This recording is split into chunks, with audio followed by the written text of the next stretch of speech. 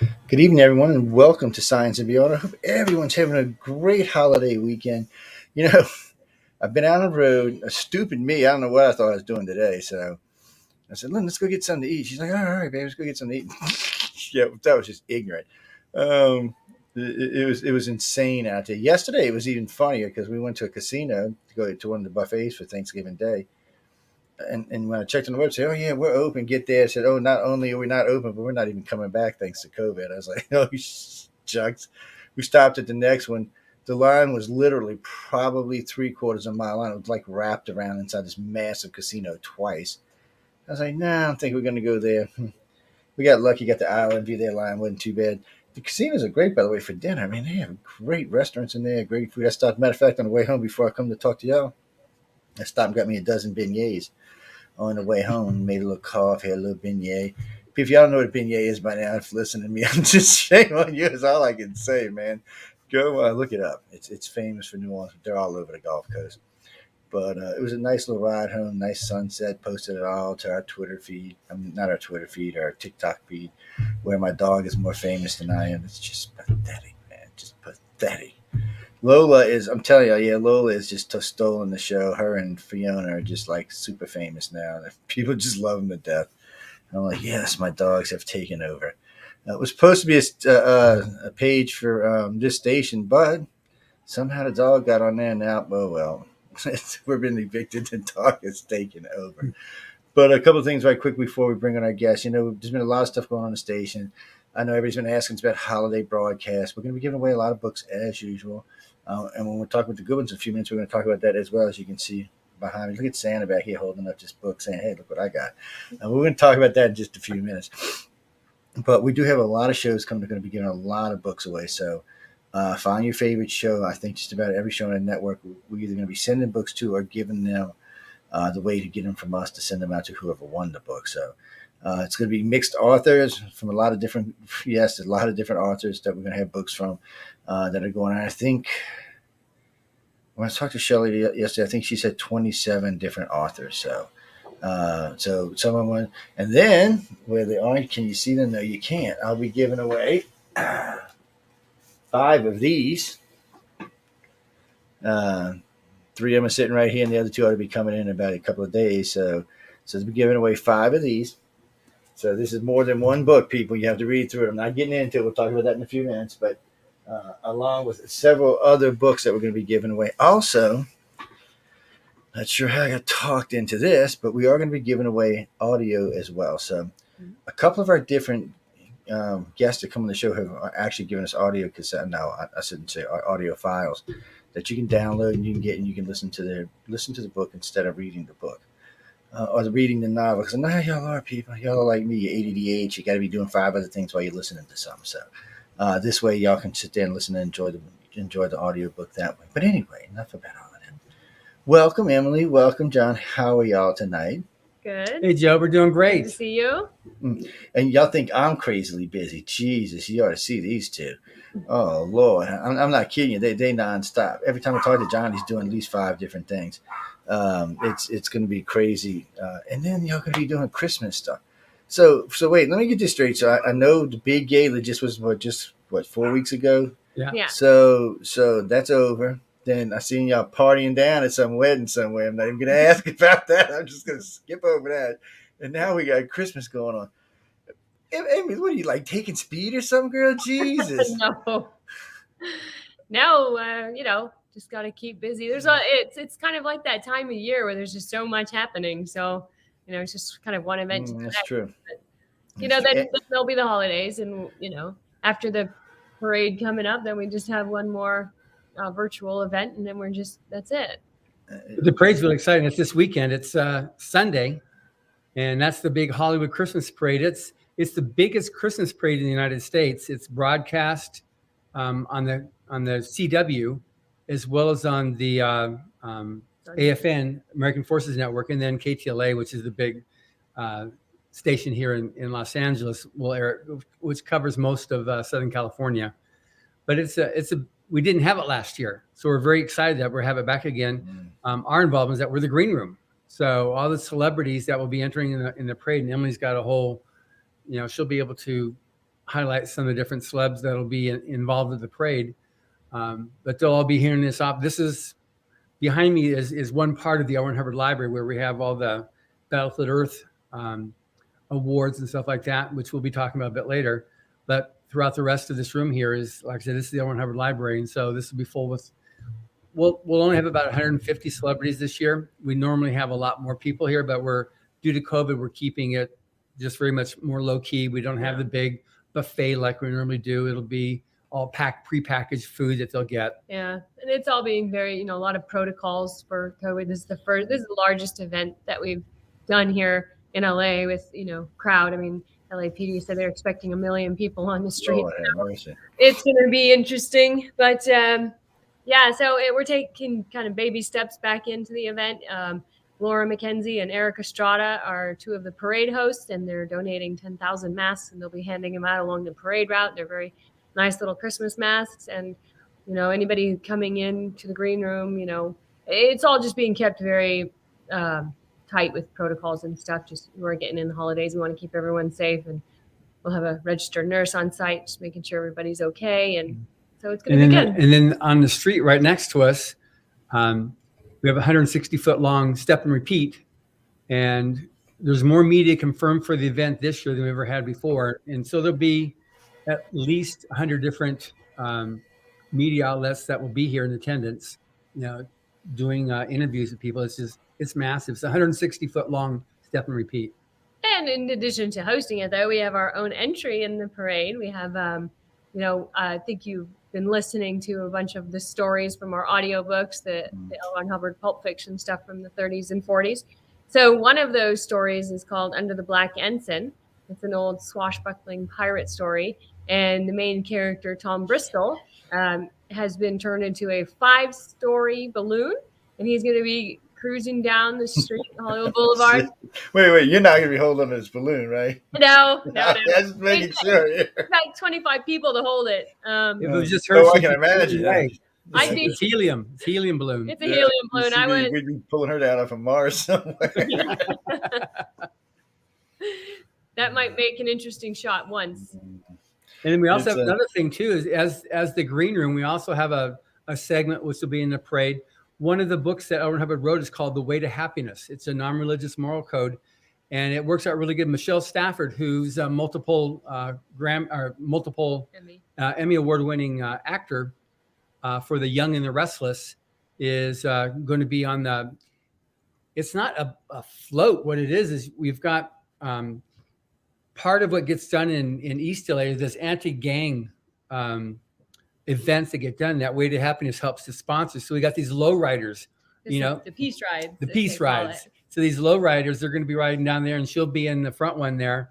And but the whole thing is like, which is the message we got for this holiday season anyway, is like, let's get back together. Let's just celebrate. Being able to come back out again and enjoy one another. The main thing on it with Way to Happiness, the first precept is to take care of yourself.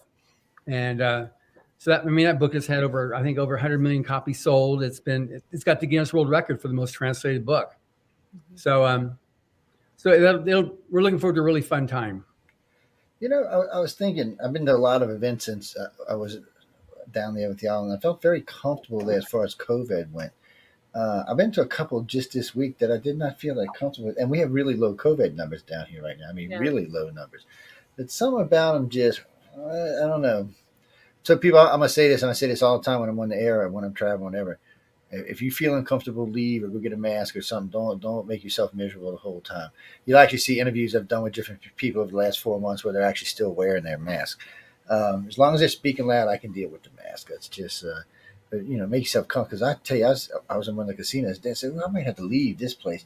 It was buku packed with people. I was like, And I haven't seen them like that since pre-COVID. I'm like, why don't y'all go away? I liked it when it's quiet. I can come have some lunch, get a nice steak, and enjoy a view of the water. No. We got 500 million people up in there. Well, they had the same idea as you. Yeah, that's like today. Going on stupid me. Thought we was gonna go get lunch. Yeah, okay. All I wanted to do was go out and just go get a nice seafood restaurant or something. Yeah, whatever. Uh, Besides that, you couldn't even go any of the malls. It didn't matter if it was a traditional mall or one of the new spread out land malls. It didn't matter. There was so many cars in there. We took an hour just to get in and out the parking lot. So I Wow. was kind of like, well, we're gonna go find some lunch somewhere. I said, the hell with this, and thank God I knew my way around. So I just went to where I knew there was no shoppers at and had some good lunch. I was like, Jesus, but it's crazy out there right now. It does, and I'm in one way, I'm really, really, really glad to see it. I really am. I'm And very the happy about that too. and the other side of me is like, we're not going to have to get another one of these shutdowns again. So it's a little leery in the back of my head, but the rest of it's fine. It's like a friend of mine was laughing. I just started using cash like in the last 2 months. And he's like, yeah, like it's. I said, dude, I haven't used cash in like 3 years. I don't know what to tell Yeah. you. I said, I haven't used any kind of cash. I said, I didn't even have change in my pocket. He said, I said, no. He said, I know you hate tipping on the crowd. I said, yeah, well, I've been doing that's what I've been doing. And it's weird, but the whole time I was down there, I felt comfortable. I even felt comfortable at the Roosevelt. So, and I've stayed at a few hotels, and most of them I felt pretty nice at.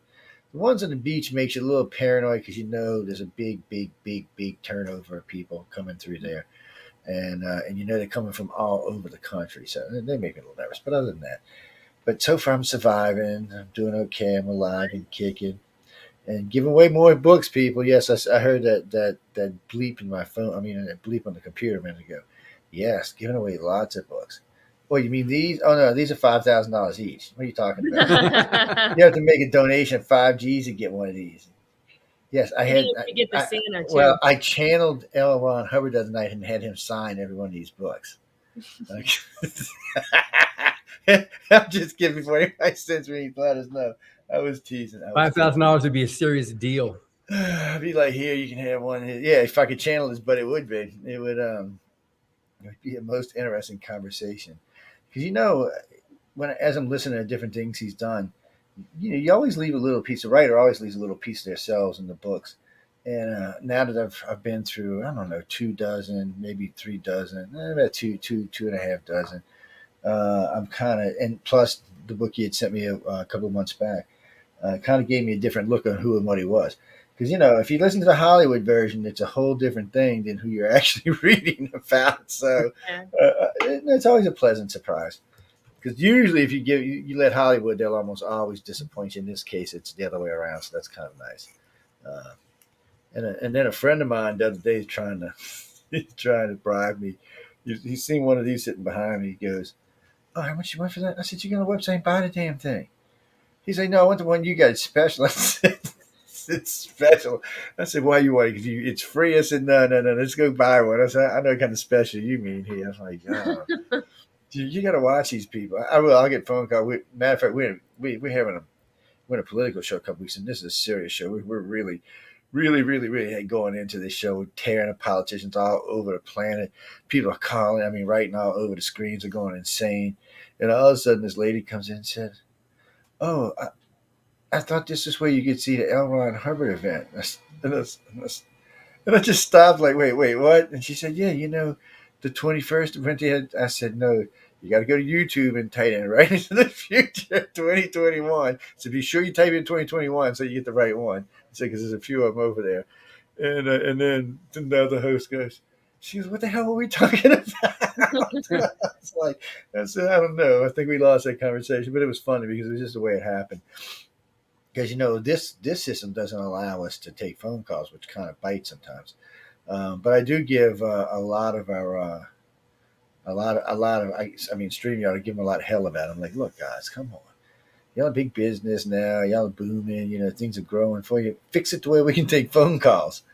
Because I catch a lot of flack for it. Or allow me to be able to share my messenger in here because I've had Facebook since it started, and currently there's 400,000 or 500,000 people across my Facebook pages. So and my messages stream on all the pages. So it's nice for me because people just start typing. If they're listening to the show, start typing in, oh, this, that, the other thing that pops up on my messenger box. I wish they'd make it where it could pop it up in here where everybody could read it to make it easier on me. Right. Because sometimes they write paragraphs. They don't write sentences. That serious. They write. I mean, sometimes it looks like mini novels. Sometimes you're like, wait, stop. You're like, wait, you got to be entering that is the future with that thing. Yes, that's what I'm saying. You really do have to. Oh, and I was telling somebody about that. Somebody had seen two of the winners. I guess they caught them off the YouTube page the other day, and they had written to me about them. I said, no, that was from this last event. I said, yeah, they're on for the next event. Start writing, submit. You know, it's like everything else. And don't forget, people, we went into people's choice this year while we're on this subject. But well, I got y'all know I got a We're plan, on the but subject. especially since I seen who won. Oh, I got a plan. But anyway, we're not going to get into that. It's for another night. I'll say that me, John, and I'll get together and hash up a plot in the next few months. But anyway, it's strange because damn, I forgot where I was going with that. Shoot me Well, now. the People's Choice, or are you staying? Oh no, People's Choice was just inserted in there. That was on the side. Then. Before that, you were talking about long comments on your chat. Oh yeah, well no, I want them to be able to be inserted in here so we can all see them. But I just like does the StreamYard chat work? The comments work? Yeah, well, the ones in StreamYard do, but a lot of chat comments I get come through my messenger box on Facebook. So you know, or they beep on. Actually, my messages go through Instagram now, TikTok, Facebook, and they all just pop up wherever I happen to be, whatever I'm on, whether it's Facebook, Instagram, or my phone. They all pop up at the same time. So it's nice. I just wish there was a way to integrate it into this. Yeah. Without being able to give away my whole personal life while I'm doing it. So Yeah. it's because you know some of them might be business text, but anyway, it would just be a nice feature to get into here. And again, you know, if people get confused tonight and you want to know about Galaxy Press or Writers of the Future, both of the links are in the description of the show tonight. So just go down in the description and click on them. You know, that's John. He does Galaxy Press. Yes, John does Galaxy Press. I'm not even going to go there. Sorry. Let me move some of this stuff out of my way. It's a weird night tonight. So, I mean, damn, I'm going brain dead. That's what happens when you run all day long like a crazy person. And then you sit down and your brain calms down for 5 minutes. And it's like, oh, hey, Joe, you're on drugs or something. Something good. I wish. Anyway, I'm cracking up. So first off, work with us at the parade. I told you, offered you a visit out here for vacation. We could have put you there. Oh man, look, I would like to come out for vacation. Doing press check-in. So I was teasing my partner about this the other day, right? I said, oh yeah, John, they're going to be doing a prayer. So I thought I might fly and give him a hand and hang out. He said, I would kill you. You know that, right? He said, I would kill you. You know, he always feed the dead people to alligators. You'd be one of the ones to get fed to the alligators. I was like okay, I get your message, man. So then he goes, you know, and don't think you go anywhere between Christmas and New Year's. It's like, what do you mean? He said, I know how you like to disappear between Christmas and New Year's. I'm like, okay, I'll be around. Because we should have been finished this job for Christmas, but thanks to some other people and some supply issues, it's going to go into January now. Yeah, supply's been an issue. Yeah, it's been a lot of weird stuff like that. Wait, Corrine said, what day was the parade? It's live in Hollywood on the 28th of November, and then it will be airing. I think it's starting on. You have to go to HollywoodChristmasParade.org, and then it has. She lives in Anaheim. She just wanted to know what time it started. Oh yeah, it starts at 6 o'clock on that Sunday. Yeah, 6 o'clock. Well, I don't remember Anaheim being all that far from LA. I remember it's not. It's like an hour. Isn't that where Disneyland is? I remember going down there for some reason or another. But people are stationed out there. I know a little bit about California. I've been out to California a few times over the years. The parade is a kickoff event for the U.S. Marine Corps Toys for Tots, and so this is the first event for them for the season. So we already had our press conference on Monday, this past Monday, and it was covered by all the major networks. It was the biggest press conference. So that was good on that. So we're looking forward to a lot of people on the streets.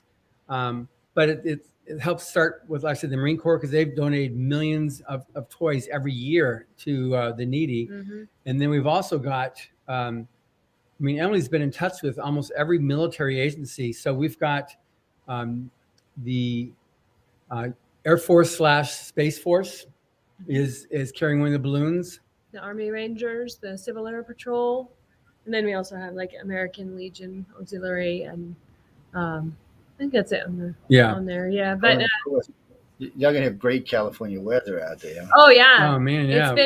It's been warm and sunny, very dry, but warm and sunny. surprisingly, it's very unusual for this warm weather in November. But like today, it's like what 74 or something. From the TV Tonight. broadcast, they'll be seeing people wearing their Christmas stuff, sweating. So It's still nice. I mean, we get weather like that ourselves. This week has been a little chilly, but not cold, but chilly. 66 and 69, stuff like that. And when I'm up here on the Gulf Coast where I'm in right now, it's about 8 to 10 degrees warmer or hotter here than it is in New Orleans. So it's kind of weird. But like I lived in New Orleans 40 years. I've seen snow 4 times. I lived up here for 10 years. I've seen snow 4 times. I mean, there's literally only 60 miles between them. But it has a lot to do because we're right by the Gulf, and also it gets a little weird. Yeah. But it's a really, really beautiful place to live.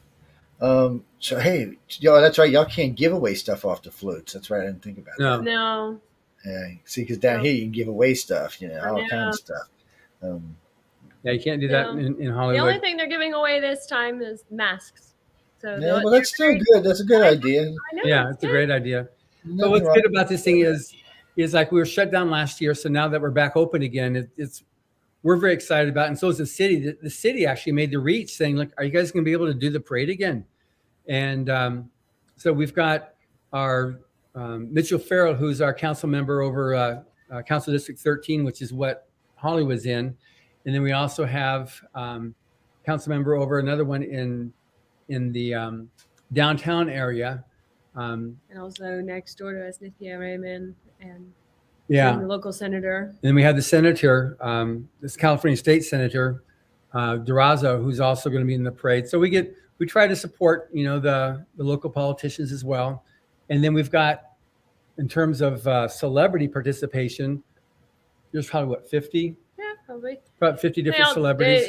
It's less when you're talking the Hollywood Christmas parade, you have to have the Hollywood experience. So there's always, celebrities going down, less floats and more convertible cars with the waving, celebrity waving. That's going. what they're royalty, Hollywood royalty. Hello. Yeah, and then they do a concert that normally we have a concert on the ground, live concert, and then right there on Hollywood Boulevard, and the streets are filled, and they're doing Christmas songs, and it's really nice. But this year they didn't want such a dense crowd for the concert, so everything was pre-taped, and then it will be part of the live broadcast. They'll edit it in. So. Yeah, but we have about 10 marching bands. 3 of them are out of state. We've got 3 equestrian groups, the horses and dance groups and hip hop. Oh yeah, the 501, the 501st Legion. All the Star Wars. They got the Mandalorian adding this year, and then of course you get all the Hollywood cars. There's 50 cars. Every Hollywood. I would imagine they had some oldie goldies out there. The Future and the Batmobile and every car you could think of that you've seen in a Hollywood movie shows up there. So that's a lot of fun for sure. And then of course in the Batmobile you've got Burt Ward from the original Batman and Robin will be riding. He was the original Robin. Yeah. And anyway, so it's and the Beav will be here.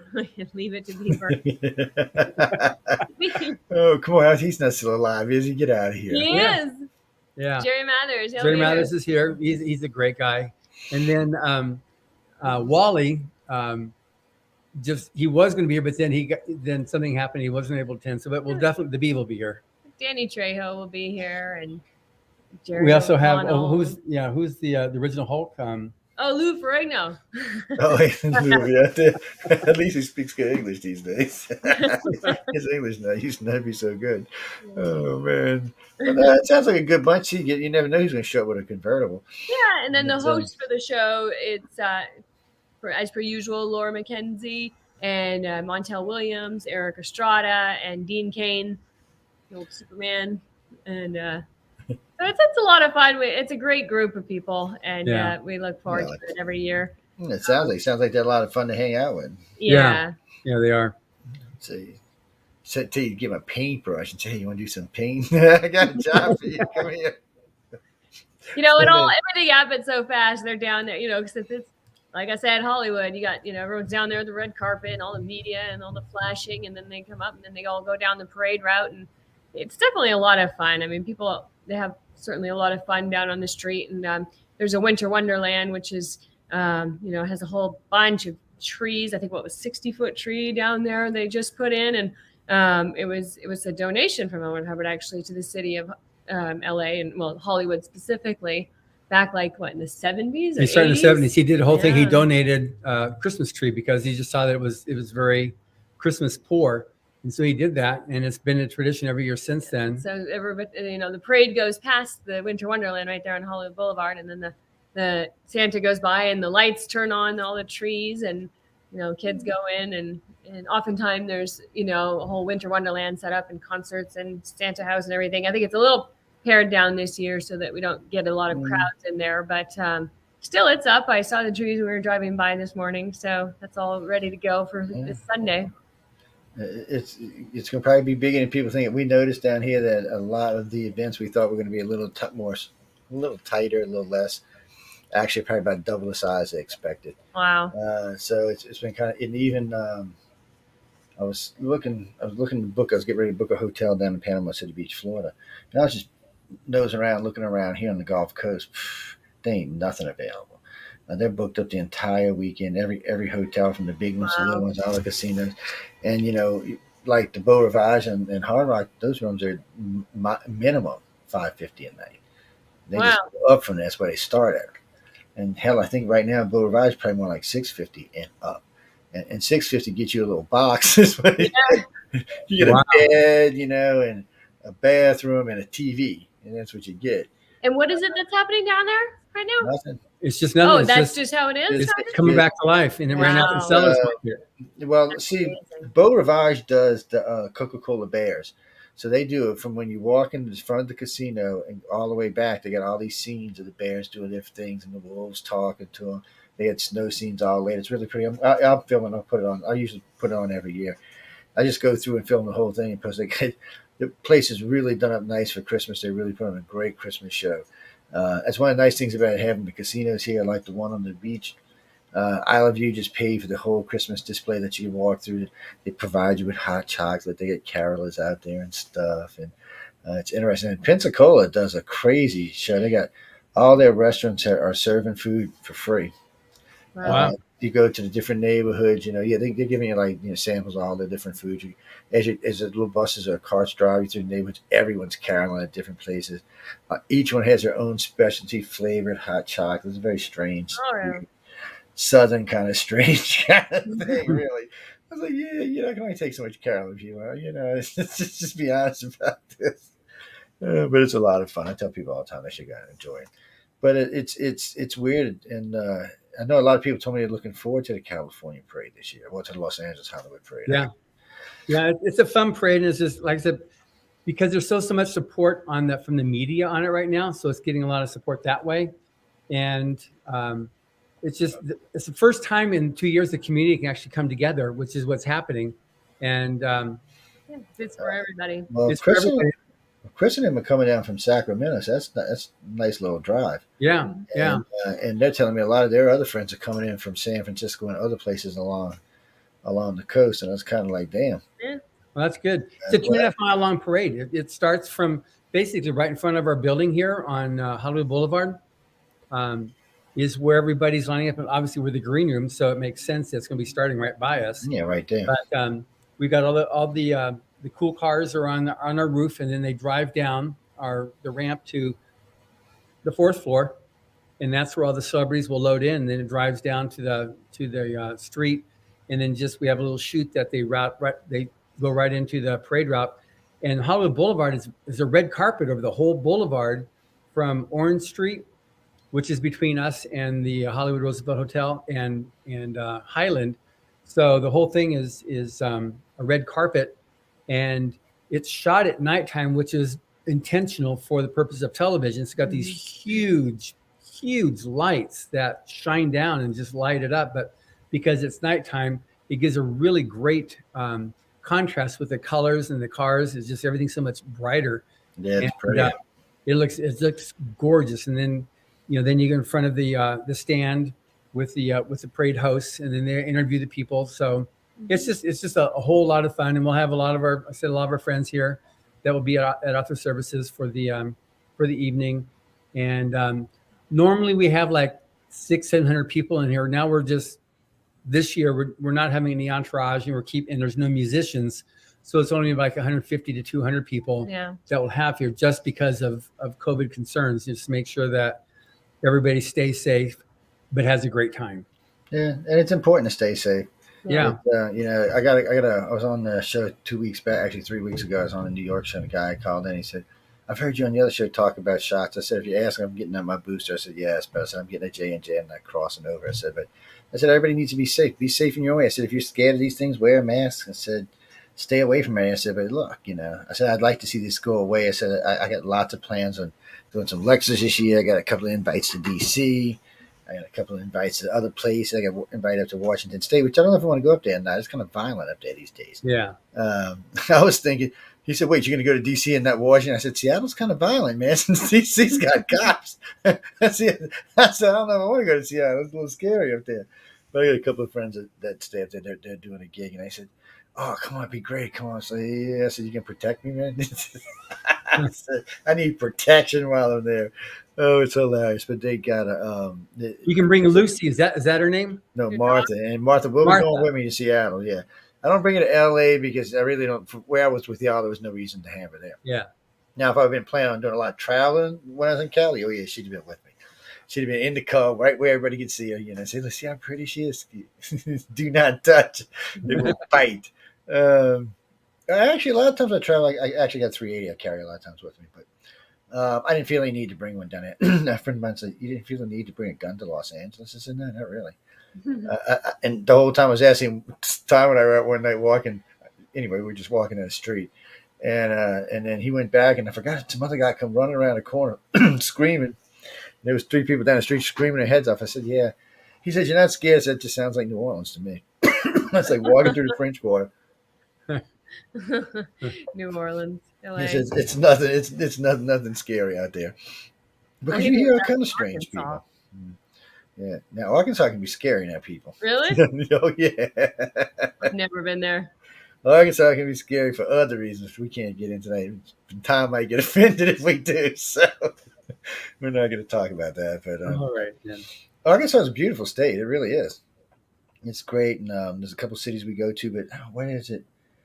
Oh, you got one up there. It's got all these crystal caves, and they got all these mineral waters running all over the place, and they'll come out sometimes 4 or 5 in the same place.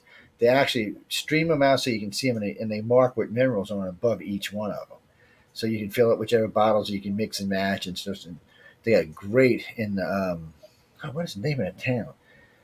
Anyway, they got underneath the town. They have these great hot caves underneath there. The mud bass, steam bass. It's just a beautiful place down there. And they got just the regular mineral water that comes through. Everybody that knows it swears that they say they go to mineral water, they feel 10 years young. I said, "Yeah, okay, whatever." Mhm. I haven't been up there in a while, but it's a great place to get crystals and stuff like that. I was up there. I get invited up there. They do a conference up in the mountains up there, and it's a great place to go hang out. It's a weird crowd, but it's a great place to hang out. And it's a beauty. They got so it tells you how common crystals up there. You see quartz like this big, Wow. right Yeah. was yours. They completely they'll put them along their fence in the yards all the way around. Now see a crystal that big down here in New Orleans would fetch $4,000 or $5,000. Up there, it's worth about 25. Wow. Yeah, and they got geodes all over the place. Geodes, I've seen geodes up there as tall as me sell for $1,000. Down here, they'd sell for 35,000. Wow. So it's like, what the hell? Maybe I'm in the wrong line of work here, man. Maybe I should be bringing truck with me when I come up here. Yeah, bring that stuff back with me. But they got a lot of interesting stuff up there. But it's a strange place. Lots of mountains, lots of beautiful trees, and lots of rocks. Do they read there? Uh, yeah, you know what? It's funny you brought that up because Tom and I were talking about that. We were having dinner. We were talking about that, about how could you get the state more literate. Arkansas is like Louisiana and Mississippi. Its Mm. literacy is not as good as it should be. They rank far below the national average in Yeah. literacy. Now, the majority of them will get out of school and learn how to read, write, and about a third, maybe a little more, will go to college. But a lot of them just don't. They get basic skills, basic reading level. They don't want to take the time to read anything because they were never introduced to any kind of fantasy or sci-fi or any kind of things that might catch a child's attention to make them want to read. Right. See, my dad and my mom used to tease me when I was at school. So I'd be watching TV and he'd turn it off, come in and start reading a book, and we'd get in about halfway. He said, "Well, you want to know, you got to read the rest of it." Yeah. I was like, "Well, that's dirty pool there, buddy. Give me halfway through the book," but it worked, Yeah. So, but in this case, they're just not there presented. I've been talking. I was telling this to John a couple weeks ago. I've been talking to a couple friends of mine down here, and I'm trying to get them to get off their loyals, we'll say it like that. And well, they're all really really rich people. I mean, all of them. And I said, look, I said just a grand, 2 grand, 3 grand, 5 grand each. I said, it's not a lot of money we're talking about here, but you could hit all the lower district schools and you give them 100 books each or 50 books each. Give them a variety or give them the same whatever. I said, but at least they would be offered. I said, they're not even being offered right now. I said, if you're in a public school and you want reading material, you got to go to a library. And some of the libraries are really nice because they were rebuilt after Katrina, and some of them, what kind of just it's not worth going there. So, and then a lot of these kids that want to go to the library, a lot of them in white neighborhoods, so if they're black kids, they might get harassed. So it's just not where it should be. It's a mess, and no one seems to be able to figure out a way to slide that. So I figure, what the hell? You dump 50, 100 books in each school and say, hey, look, there got to be some reading teachers. I know any reading teacher would appreciate any kind of reading material. Yeah. Anything that would get a kid into reading. Yeah, we did a test when we first came out with their stories from the Golden Age because they're written for middle school on up. And we went to several schools.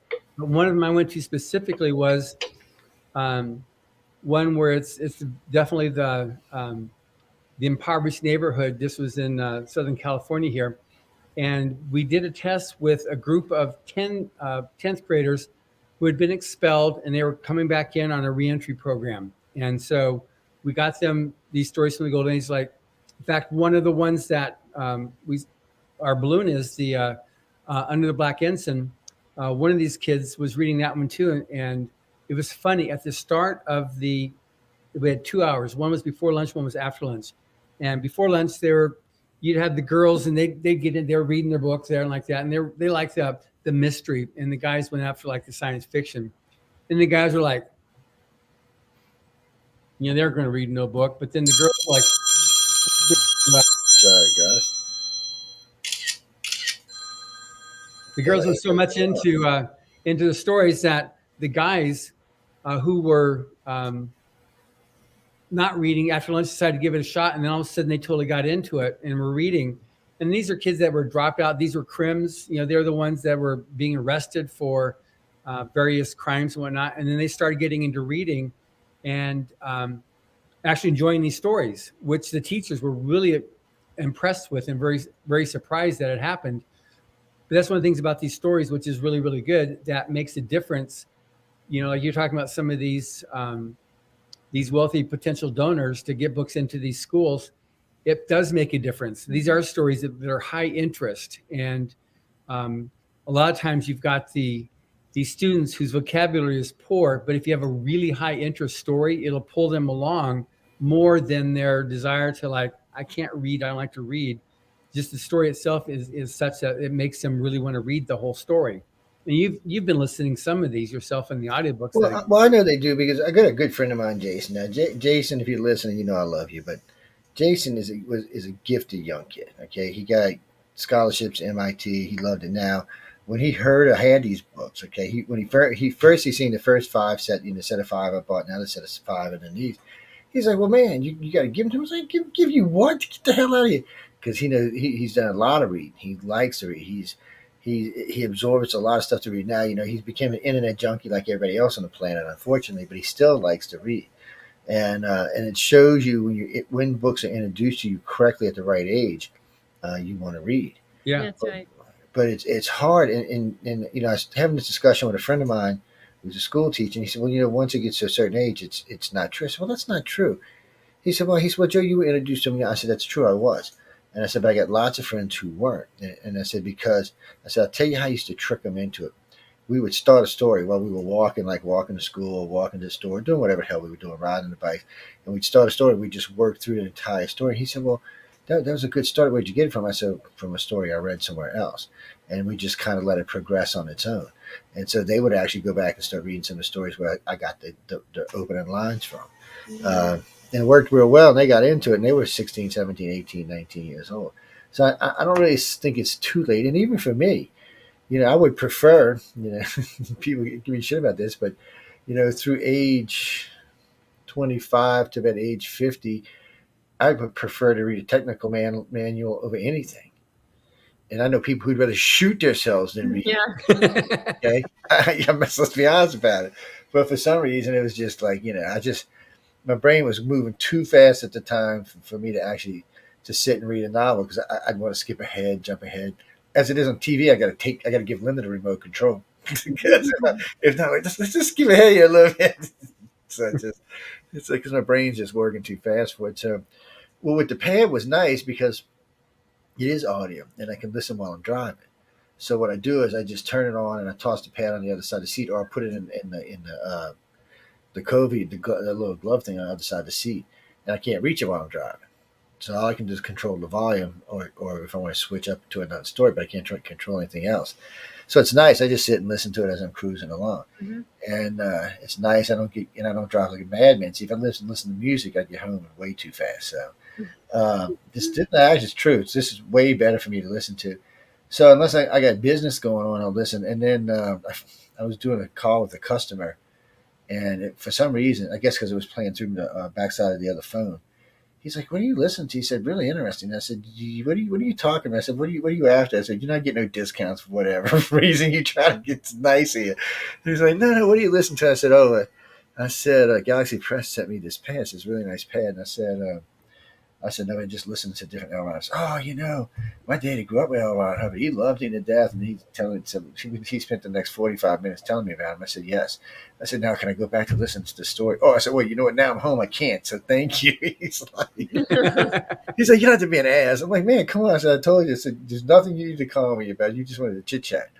And which I got a lot of good customers. I don't. I like to pick on them, but I really got for a guy, for what I do for a living. I've been really lucky with the customer base I got because there's some crazy people out there, y'all. I'm just telling you, there's some Yeah. crazy people on the list. Uh, Kimberly, yes. See these right here. Let me get one. Santa Claus, let me have this for a second. Don't get jealous. Yeah, watch Ho Ho, man. He's vicious back there. Him and Martha on good time. See, like, look at the size of this thing. Okay, Mhm. this is for serious book readers only. All right, don't even ask. Just stop it. This is for serious book readers only. So now, Galaxy Press gave us I think it was 10 of them, Mhm. and we're gonna give away 3 or 4 of them tonight. And then anytime when John or Emily's name comes up throughout the Christmas holiday, which it will on a couple of different shows because we're going to be talking about a couple of different things, I'm going to give away another one if you know who they are. If you don't, get one, so you better be paying attention now. Now, since I announced this the other night, a bunch of people are like, I want one. Now, people, you can go buy this, okay? You don't have to wait to win the damn thing. You can go buy it. But I'm going to try to get them all out by December 10th or 12th. That way, if you're giving them out for a Christmas present, you will be able to. We'll be giving out books. Well, we're giving out books all the way through the first of the year, but all the really good ones, we're going to try to get out. Wait, I said that wrong. But anyway, anyway, we're going to try to get all the books out by the 20th, so y'all can get them to whoever you need to. I'm just trying to get myself in trouble, man. Oh man, that's what it is because I ain't been on air and like I'm only doing one show a week right now. It's weird for me. Wow. Yeah, I'm used to doing 4 or 5, and I'm only doing one. And that's usually the Gray Zone with Michelle DeRoche. Oh, Michelle said hi, by the way. Oh, good. Oh, Hello, She Michelle. said she loves you. She said Michelle and Amelia. she did say John was not getting enough cage time. I'm not sure what that meant. Don't want to ask. She just said he wasn't getting enough cage time. So I was like, oh, well, I'm not gonna ask what that's about. Let's leave that go. Oh Lord. No, you can't talk to me because Amelia will send you food. Oh yes. She is a demon with the food. Yeah, Oh, that was great. It was so good. She sent yes. some awesome Canadian chocolate and maple. Oh, now one thing also in this book that you've got that you're talking about, this is the bigger one, so it's easier to show pictures. But in the back of it, it's got author handwritten notes. When he had like 800 pages of handwritten notes, also. So we've got about a dozen of them in the back of the book, and so you can see these are notes that he used for. This one here says. John's gonna make all my geeky friends lose their mind. I can see it now. Yeah. Parson, when he tells Johnny he is a spirit is someone who rises above being an animal. The cyclos couldn't. They are dead. So but he has a lot of these different notes in here, and he explains these are the 11 gates of Cyclo, where he handwrites what they are and he works them all out. And he's got, and there's an alternate ending there for the Chinkos. Anybody that's read Battlefield Earth, there's this one race that created all these learning machines, the Chinkos, and there's another alternate ending for them which you can read here. I didn't make it in the final letter of the book, but it was a whole author note that he had on what really happened on the Chinkos at the very, very, very end. So it's really, really cool. But you got these things there, and it's also got the last author interview that he did right after he wrote the book with the Rocky Mountain News, a newspaper which is since no longer with us, but at the time it was the last public interview that he did. So that's also in the back of the book. So there. So now you see, you already got me in trouble as it is. One of my friends already griping at me about what this book the other day is like. He said, "Well, I've been dying to read the book." I said, "Go buy the damn," because he's seen the movie. Well, I remember a good friend of his had read the book and told him go see the movie. It's going to be great. And of course, he's seen the movie. The movie just doesn't encapsulate what the book does. And so now he's been bugged. He said, "You should never told me you had them." I said, "They're not for you." I said, "Do you listen to the show?" He said, "Well, no." I said, "Well, you can't get a book then." He's like, "Wait, what?" Listen to the show. He's like, "We're friends." This thing goes, no, man, you got to listen to us, and I'll tell you how to get it when you're on the air. He's like, you're gonna make me go listen, aren't you? I was like, "Yeah." I said, "You might actually learn something," because he's been another one. He's like myself. He's been another one. Been telling me to write a book for 15 years now. I was like, and we were talking about John just a couple months back. I was like, "I'm telling you, just go to." He said, "Well, you'll take it with me." I said, "Yeah, that way I might get past 3/4 of the way." He's like, "Come on," I said, "We'll go take it." And he's like, No. Now him and his wife are going to go take it. I think is what he told me last time I talked to him. Good. The writers of future doing that downline course you're talking about? Yeah, because I told him, well, yeah, because we were talking about the course, and I was like, "Just go take it." Yeah, it's free. That's what because he wanted me to go take it with him. I was like, "Why? I'm not your daddy." So we're the same age, dude. Why don't you just? He's like, "I'm gonna get my wife to take it with me." I'm like, "Okay." Well, he's had a really going against his life. He's had a really curiously strange, weird, and strange life, and make a good novel. But he's like me; his writing skills are non-existent. So I remember he wrote something. I still remember this. He wrote this little mini novel, and he sent it to all our friends. And my friend calls me. It's like 1 o'clock in the morning. I'm like, "What do you want?" He said, "Did you read, such and such a novel?" I'm like, "What do you mean?" He said, "You didn't read his book?" I was like, "No, why would I do that?" He said, "Joe," he said, "y'all are best friends. You need to read it. You need to talk to him seriously." I'm like, "What are you talking about?" He said, "Dude, don't let him give this to anybody else." I'm like, "Man, it's 1 a.m." He said, "Look," I said, "I'll tell you, it's in your email. Go get it." So I stumble over email. I get it. I start reading. I'm like, "Oh my God." And I get about halfway through. I'm like, "Oh my God." I call him on the phone. I said, "You at my house in the morning for coffee. We got to talk." It wasn't. I mean, there's a lot of good stuff in it. It was just some of the ways he put things together. Some of the language he used was just no. And we weren't even the woke times. God help it if it would have been the woke times. He'd never made it through it. He just had a lot to learn about a lot of things. I said, "Look, dude," I said, "I'm not even an author. And I'm telling you, messed up big here. You need to go find out." And all of our friends, and we didn't want to discourage because we wanted him to write, but that was, I don't know what that was. Not that one. Another thing too, you're talking about somebody that doesn't like to read it. This, what you've seen too. This is something that this is a flash drive, an MP3 flash drive that has the entire Battlefield audiobook, all 47 and a half hours on it, with all 67 actors that they can listen to. And now y'all can plug them into your phones. It's Black Friday, and there's Black Friday specials at Oh, galaxypress.com. people, you need to get your asses over there. Oh You get your yeah, butts over there. Y'all Black should wrote me Friday that earlier specials. today. GalaxyPress.com. They still go till well, they're still live right now for People, sure. yeah, we still. Oh yeah, we That's live. first Yeah, live. yeah, we live. Y'all need to, y'all need to go buy. People, stop being. From what I seen today, well, you know what's weird because I hear the retail thing for the last couple of days and today, and they said it wasn't as forecasted as good as they thought it was going to be. I'm like, what? I said, obviously they ain't been in the stores I've been around. Lord have mercy. I mean, you just now I did notice when we passed by Walmart on the way home, their parking lot wasn't as packed as other places, but Mm. all the retail stores, and even Dillard's looked like it had been just taken over. And Dillard's isn't exactly the cheapest store in town. And I'm thinking they're just packed. The malls packed. The It's little malls great. are packed. The regular malls are packed. Nice. Well, There's hopefully a the lot of day people will out listen there. to its namesake. Well, hopefully, no super spread event comes out of this. So I'm hoping we're past most of that, and we can move Yeah. on to bigger and better things. Yes. Denise, next Friday for that. Yeah, we don't always do them every Friday night. No, sorry. Yeah, we do it sometimes on Wednesdays, but not every. She's asking me about the Central slate, so it's not tonight. And besides, we can only talk about who so much. Yes, it just gets boring after a while. It's He who must not be named tonight.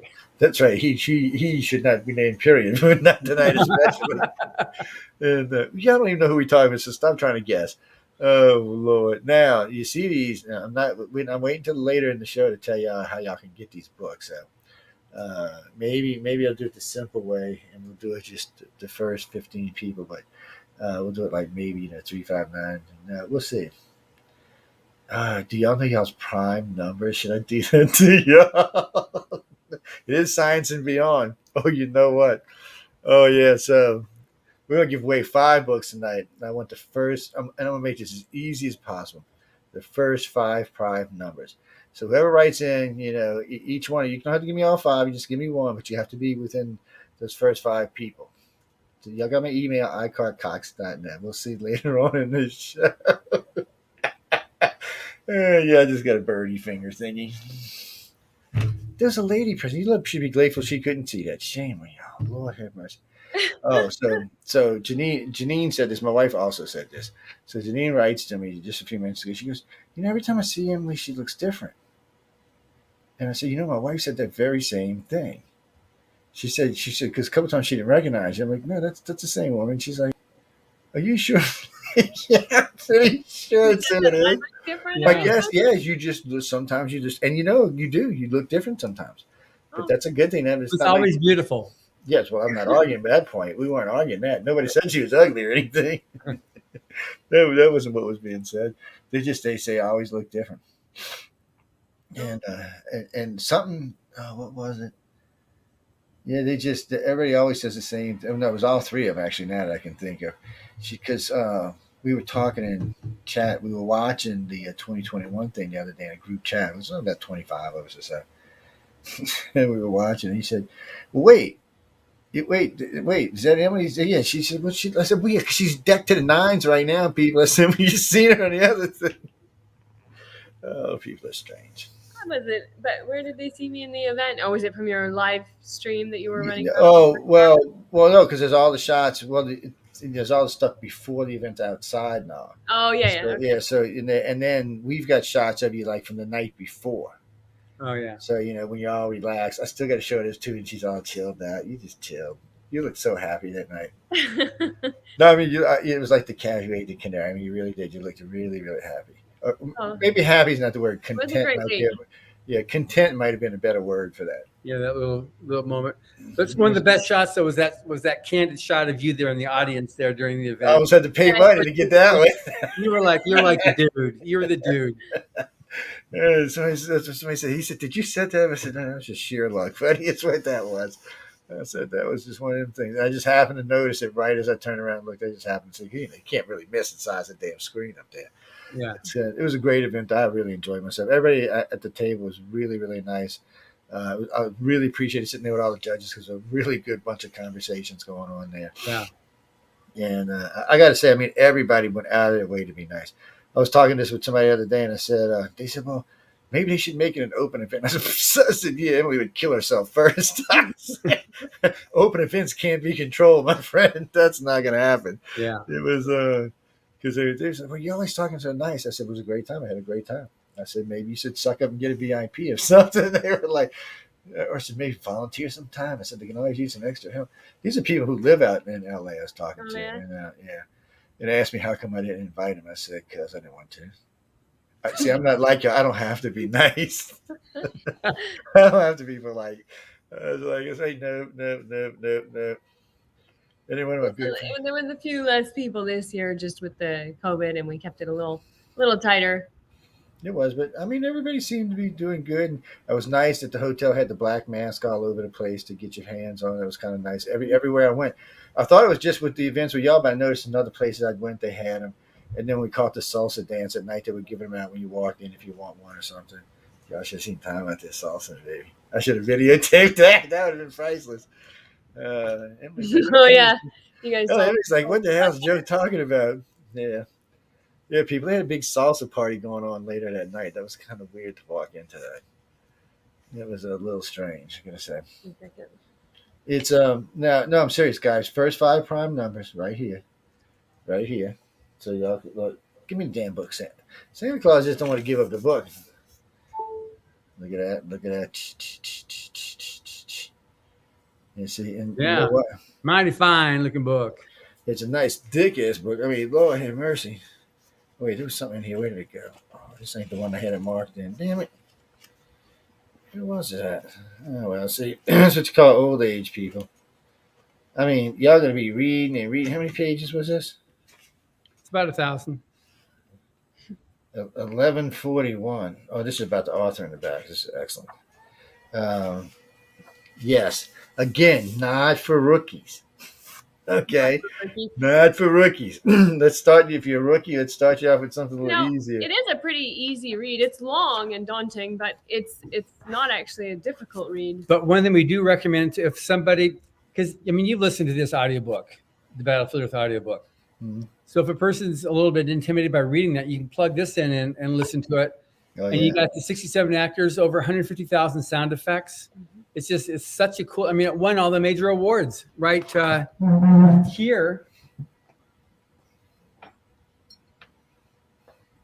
This is the audio award. This is what the Audio Publishers Association gives out to the top audiobooks of the year. And this was in 2017. This received the audio award. So it's definitely great. Knock out That's Emily not a with the damn green award. screen. That's for real behind us. This is the Saturn Award that the book got when it first got published.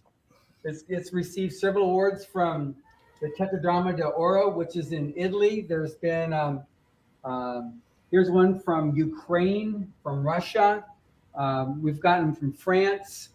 When the book re-released in 2017 or in 2016, right here, it was number 1 trade paperback books and the number 1 science fiction book and the number 1 audiobook in the United States that the release week. And this is the publisher's weekly list. So this is the first week that we came out with this edition that you're giving right now, Joe. Mm-hmm. It's oh, by the way, Natalie said something about Chelsea. They have beautiful offices over there. I mean, they really do. I got the grand tour. They got great offices over there. By the way, next time y'all open one of them, one of them time capsules. When's the next one? Yeah. I think the next one is 2023. Well, it's got a couple of years to go till the next one opens up. Yeah. I was threatening, who over there. So you better call me. I want to come out and see what's in it. She's like, wait, what? I can't help myself. I'm nosy when it comes to weird stuff like that. It's just, a weird thing. They do one in Canton, Ohio every 10 years. They go back 150 years. So God only knows what's in them things. But I know last time they opened one, it was a revolver that had been taken down in pieces and with instructions how to put it back together. It's like, whatever it was, a little revolver is probably worth a little change today, but still, it was an interesting thing. Wow. Oh, no, Natalie, they got great offices. Oh, yes. Plus, they got a great coffee machine. Oh, yeah. We're not even going to get into the coffee machine. I could have sat there all day. John had me going to say something to the youngins. I trying to get into the coffee machine. It was like, oh man, that's a serious little coffee That's a machine. showpiece. It's a It nice makes machine. good coffee. Yeah, it does. Yeah. And it makes good tea. Well, it doesn't make good tea, but they make good tea. I shouldn't say it made good Yeah. tea. But I had good tea while I was there too. Yes, people, I drink tea from time to time. Don't start. No, I'm not English, damn it. I'm not Canadian either. So let's not go there. Yes, Canadians drink tea. What the hell are you talking about? Oh, Anyway, because it is Black Friday, so just getting back onto this a little bit we were talking about earlier. It's back Black Friday, and so I'm a book publisher. try I it. like Go to buy a sell book. books. It's Go. Actually, the audiobooks HelloPress.com. We've got all these books you've got behind you. don't people. Actually, I would actually suggest the audiobooks for something like this. Unless you're really like can read. I would, and what I mean by that is like when my wife would take this book in 2 hours later, she'd be okay, thank you, and be going on to something else. Miss, I'm not cute. I know y'all hear me talking about all these books we had in the house before Katrina. She read everything that was in the house, everything, Amazing. every book we had, and then almost all of them were signed by whoever they came from. So, and then I got these. I said, well, I did because I had read the. Oh, you can't see them back there, but I got him. I said, I want to see you read through these. I said, this is not something. Because, she likes certain types of books and sci-fi. Of course, I remember she was a big Anne Rice fan and stuff. And when I got this particular set right here, and she's like, oh, I don't know. Apollo. She want me to read what? She's like, no, I don't think I can read those kind of books. Anyway, I'll have to show y'all later on when I can get them out of there, show you what I'm talking about. But again, people, so in about, what is it? So about 20 minutes, 25 minutes, I'm going to open up my email. I'll tell y'all when y'all can go. First 5 prime numbers. That's right. First 4 people, first 5 prime numbers. All right, we'll give 5 of them away. So first 5 prime numbers, first 5 people. When you say prime numbers, you're talking about their. Prime, wait, I want you to like. Well, I can't say them because if I say them, I want you to know when you prime. Numbers. Okay. Yes, prime numbers. Okay. Sorry. Good. Okay, so I can't. Yeah, I mean, Yeah. well, I'm not going to say them, people. I mean, really, the first ones are pretty easy. So I'm just not going to tell you. Anyway, I'll check. You know what? Y'all go ahead. No, we're going to wait till 10:30, and then y'all can go ahead and send them in, and then I'll check them. Oh Lord, the things I do to be nice to people. Though. Oh, you mean the writers of the future? No, I'm not giving. Oh, come. You said you were. All right, I'll give one of them away tonight. One, because John and Emily are here tonight. I'll give one of them away tonight. Okay, good. Okay. You're the best. Yeah, You're the best. Well, I'm not figuring how we're going to give it away yet, but we're going to give one away. Y'all stop with the chat over here. I mean, this is still a brand new release. We've been doing these events, these release events. So it's been really, really now, fun with all of our winners. And the books are just now ready to arrive in UK in the next couple of days. They arrive in South Africa in about 2 weeks, in Australia in about a week. So for the first time in a long time, we got the print books as well as the ebooks on Amazon. We're going to have the hard copy books in South Africa, in Australia, New Zealand, UK, as well as throughout North America. They're in Canada. And Canada. If not, we'll mail some to Canada. We got. They're there right now already. I'm just saying, we got friends up there. We can mail them up there. Hey, see this, guys? This is the only one of these like this out of all the ones printed. This is the only one like it. There's nothing else. Nobody else did it. If you look inside, you can flip through the different pages from everybody who won to some of the staff and to some of the judges are all signed on here. So wow, it goes throughout what the can book. I do to win? What can I do to win one? Yeah, you're gonna win this one. This one's going up for auction. So what's gonna happen here? Probably later, and maybe beginning part of the year when I'm finished with the page I'm making for the trip. We're going to put this up for auction, and what it's going to go to is simply buying books or buying different audio books to supply in some of these schools. Now, I got a couple of friends that hopefully they'll get in on a bidding as well. And let me tell y'all this, guys. There are already some famous people in here. Okay, I'm going to be honest with y'all. There's a couple of judges already pretty famous that signed this. But this isn't about them. This is about all these illustrators and authors that I can guarantee you one or two of them are going to be famous for sure. Yeah. So it's just something you're going to have that when they are famous, you'll have them. And even if they don't all get famous, they'll all probably do pretty well. Of course, I got faith in Barbara. She's a definite sweetheart. Well, now, did you get? We also sent you a package. Did you get the other package yet that has volume 35, 36, and No, 37. I haven't seen that one yet, but I'll keep an Yeah, eye out I for it. would say that. So I added volume 35 for you just Yeah, because of the slow drive. y'all can people no. Oh no, indeed. Now who started on that? You can't even see it back there right now. Pfft. Boy, y'all in that damn picture. I swear. I've had I'm not kidding you. I've had people offer me money for the damn thing. Which one? Can y'all see it back there? Oh, the Battle for the Earth print. Yeah. So guys, I'll Autograph. buy it from you. The one that's autographed by Frank Yeah. Frazetta, that one. Yeah. He said, well, sell it to us. I'm not selling the damn thing. I said, leave the picture alone. Because sometimes, depending, like tonight, the cameras are facing this way because I want to sell this, but sometimes it's facing over here where you can see my antique car and the picture y'all sent me and stuff. And everybody sees it, geeks out on it. And then when I show them in the back of it, they really geek out on it. Yeah. And they're like, just sell it to us. I'm like, no, I'm not selling it to you. I said, you can always call John. He might sell you one for 10, 20 grand. I said, take Emily out for a steak dinner on Hollywood Boulevard. That's about how much it costs. So. Well, I think you can also get them at galaxypress.com. I think they're a bit harder to find, but I think there's still some available. There might be a couple left. Yeah. Yes, for all my nerdy geek friends, did you hear that? Stop bugging me about the picture. It does. It's a good backdrop. I love it. So Michelle and I on the other day, we're doing a show, and somebody writes, "I love your green screens. They're so nice." And we're like, "What green screens?" I was like, "Hey, nothing back there, green screen." She said, "Look, I'll touch it for you."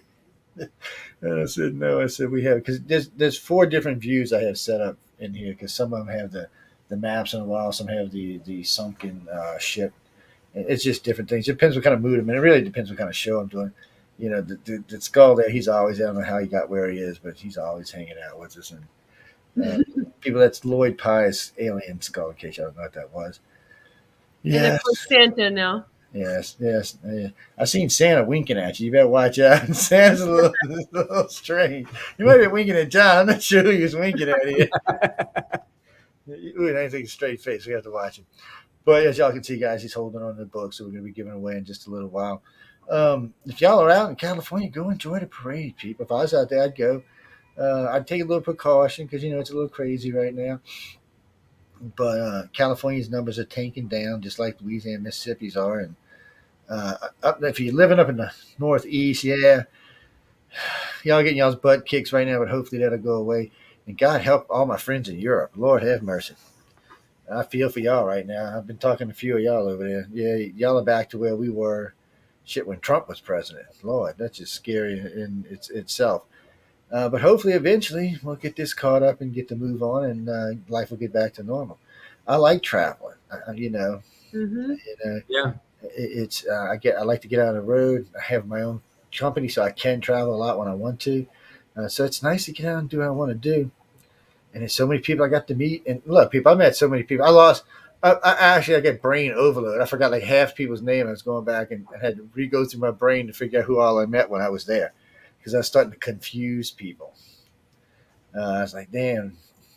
When I say I was 20, that would have never happened. I just never remembered your name.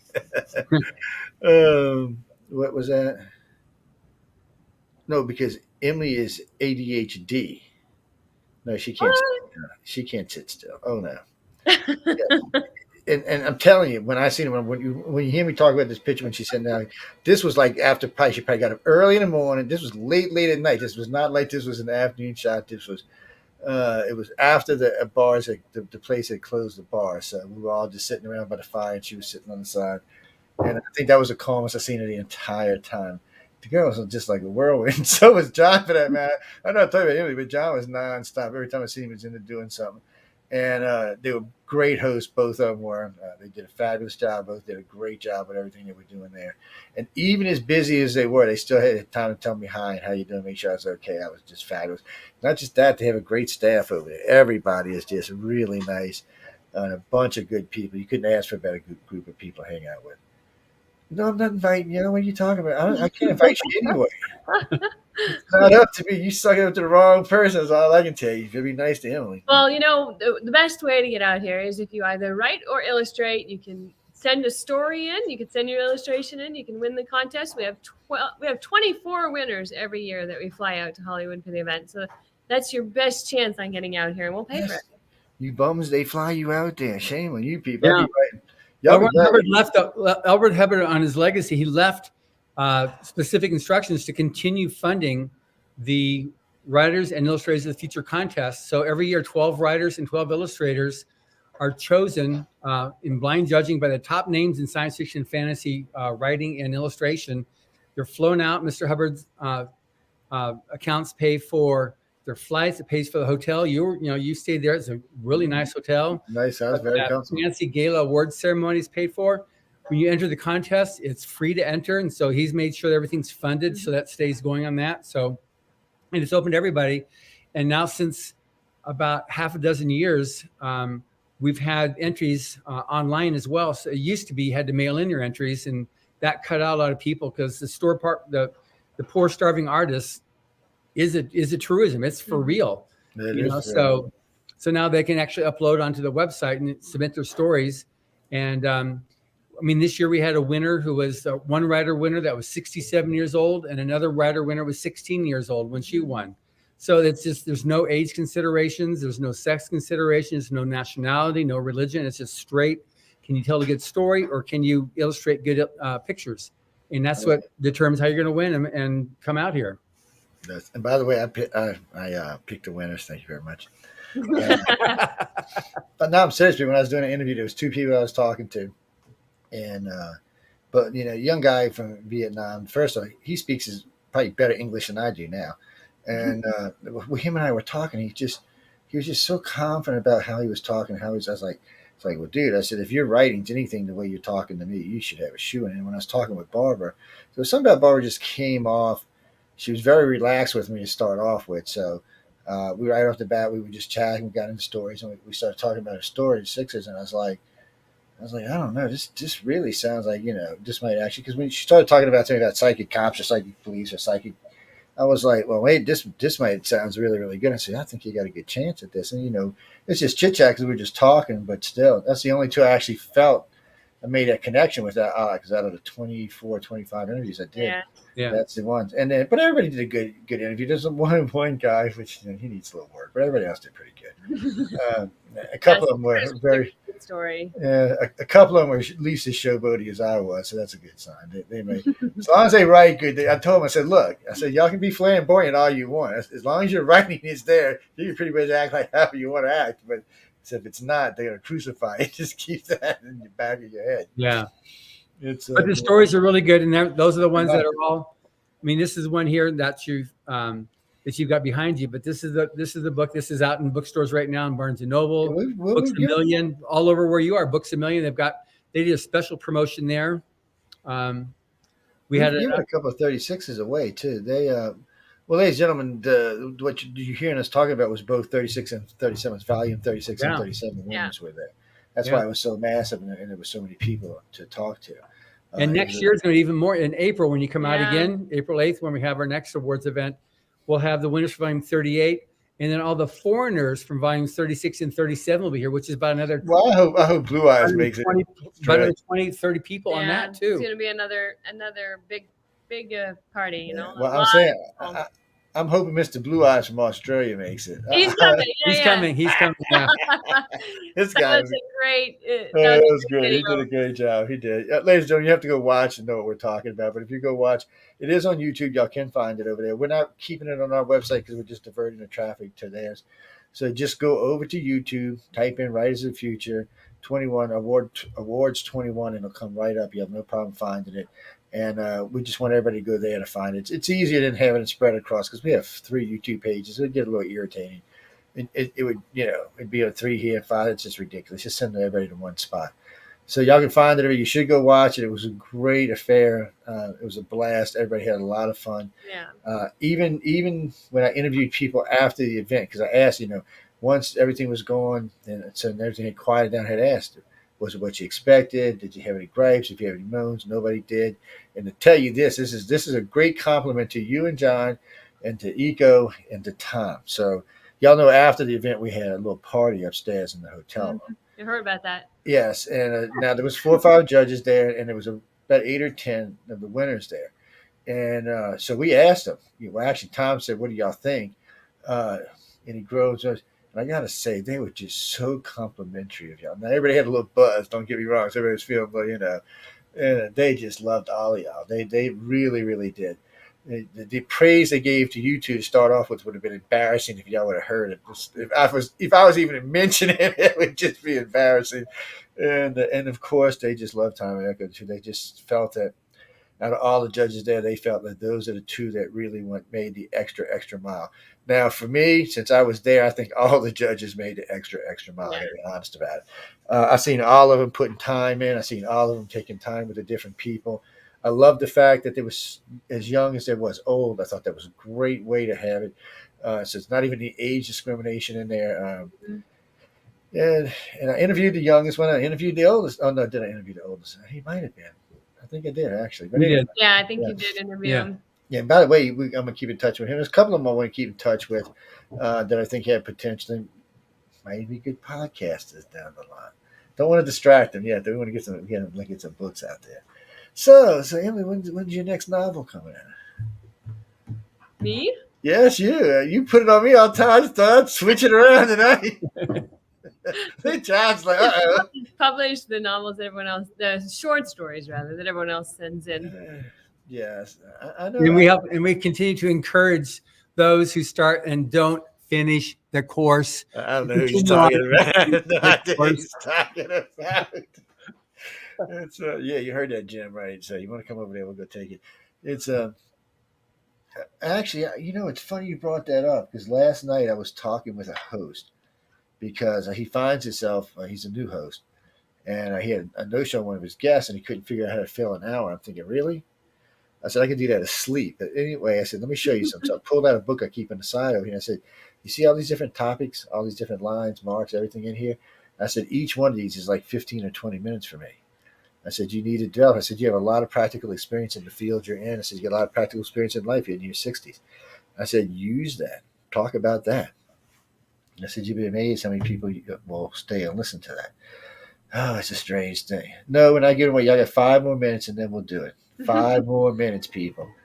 Yes, then we'll do it. We'll let Emily and John go because they're going to go out partying tonight. It's like partying like it's 1999 out there in Cali.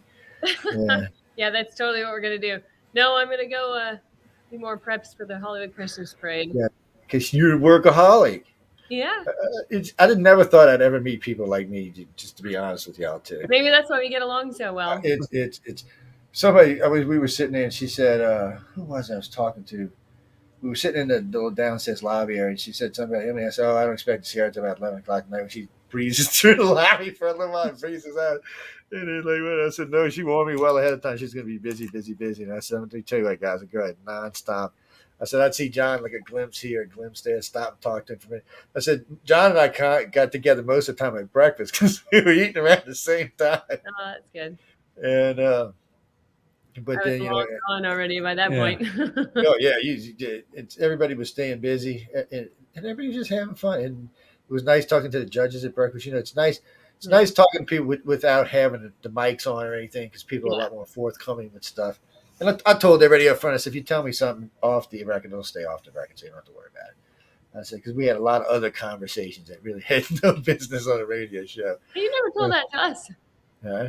I don't ever remember saying that to us, though. What? No, y'all are always on this air, jigs. I'm always on. No, Bruce. Actually, just again, Writers of the Futures Awards 2021. That's all you got to do. Go over there and check it out. You get like glimpses of Emily. You get some early shots. If it's the one I think it is, you get the early shots when everybody's outside. But after that, she's like the ghost, buddy. You just don't see her. She's hiding back there somewhere. I was just on the right side of the stage that night. That's all. She put me in a good spot. All the judges were. Now, one thing too we have happening, which I don't know if it's I don't know if we can work on together on it, but on 11 December we have our holiday open house, and because we're doing it as a virtual event, it's on a Saturday at 7 p.m. here Pacific time. We'll have about 15, 20 different actors that will be doing either songs or skits or little sections from their favorite L. Ron Hubbard story that they performed in the theater. These are all actors that perform in our show. But because it's still that transition from non-COVID to, it's still happening, we're doing it as a virtual show. So we have actors from all over the U.S. and actually all over the world that'll be performing in it. And if anybody's interested, that's on galaxypress.com, where you've also got um, the site where we're telling people to go to for these books. But that's next. It's on the 11th is we're having that show, and I'll talk to you more about it later on, Joe. But it's gonna be Yeah, send me a reminder because I can always tell Michelle she's off that night because that would be. that's 2 Saturdays from now. So no, that would be my 9 my time. 7 your time would be my 9 my time. Yeah. I don't have to tell Michelle that we'd already done by then. All right, no, that's okay. Just remind me. I can always pick up the stream and carry it. Because really, for the next until after the first year, I'll either be at work or here at work. I'm not going to be anywhere else. We were going to travel during the holidays, but my partner's having a heart attack, so that's not going to happen. I said, like Christmas, I'll just be going 3 or 4 days. Nope. We'll be wrapping up. I said, by then we'll just be doing floors and cabinets. What do y'all need me for that for? Yeah, whatever. They just don't let me get out of work any work. That's what that's all about. But anyway, it's fun. Wait, no, not yet. Has it been 5 minutes? You calmed down? I think it's been 5 minutes. It has been. All right. Anyway, if y'all know, so email me at iCrackCox.net. The first 5 prime numbers will be each one of y'all will get a book. It's the first 5 people with the first. You don't have to put all 5 of them down, no, because that'll just irritate me. So go ahead and do it, and I'll check my mail in a few minutes. Now for the other book. I've been thinking about this. Should I be hard on y'all and say when's the first time John and Emily ever joined me in it? Y'all never get it. No. You'd have to go find my YouTube. Oh, you can't. Actually, we don't have that YouTube page anymore. So you see, you couldn't even find it on the United Public page. Yes, that would be hard on y'all. But you could How find about it the on website SoundCloud. where they enter? Yes, you can find it. Yes, you can find it on the website, or you can find it on SoundCloud. Yes, it's on SoundCloud somewhere. It's back a little ways, though. You'd actually have to do some work, and I don't know. I'd be having to wait too long for y'all to find it. That's not gonna work. I'll tell you what I'll do for this book right here. If you write to me and tell me, and we just talked about these 2 winners. If you write to me and tell me the winners, the author winners from 36 and 37 for the book 36 and 37, I'll send you this book right here for the 37. So yeah, first person though, not a bunch of 500 emails. What do you mean first person? Because it's going to be the first one that shows up in my email. People, come on, this isn't rocket science we're talking about here. Oh my God, no indeed. And that's, you want them to, who the grand prize winners are from each volume? Yeah, from each volume, from 36 and 37. And I hope I still remember. I'm gonna have to go look myself. Blue eyes. Oh, that's right. Shh. Don't don't tell them, Steve. They'll be.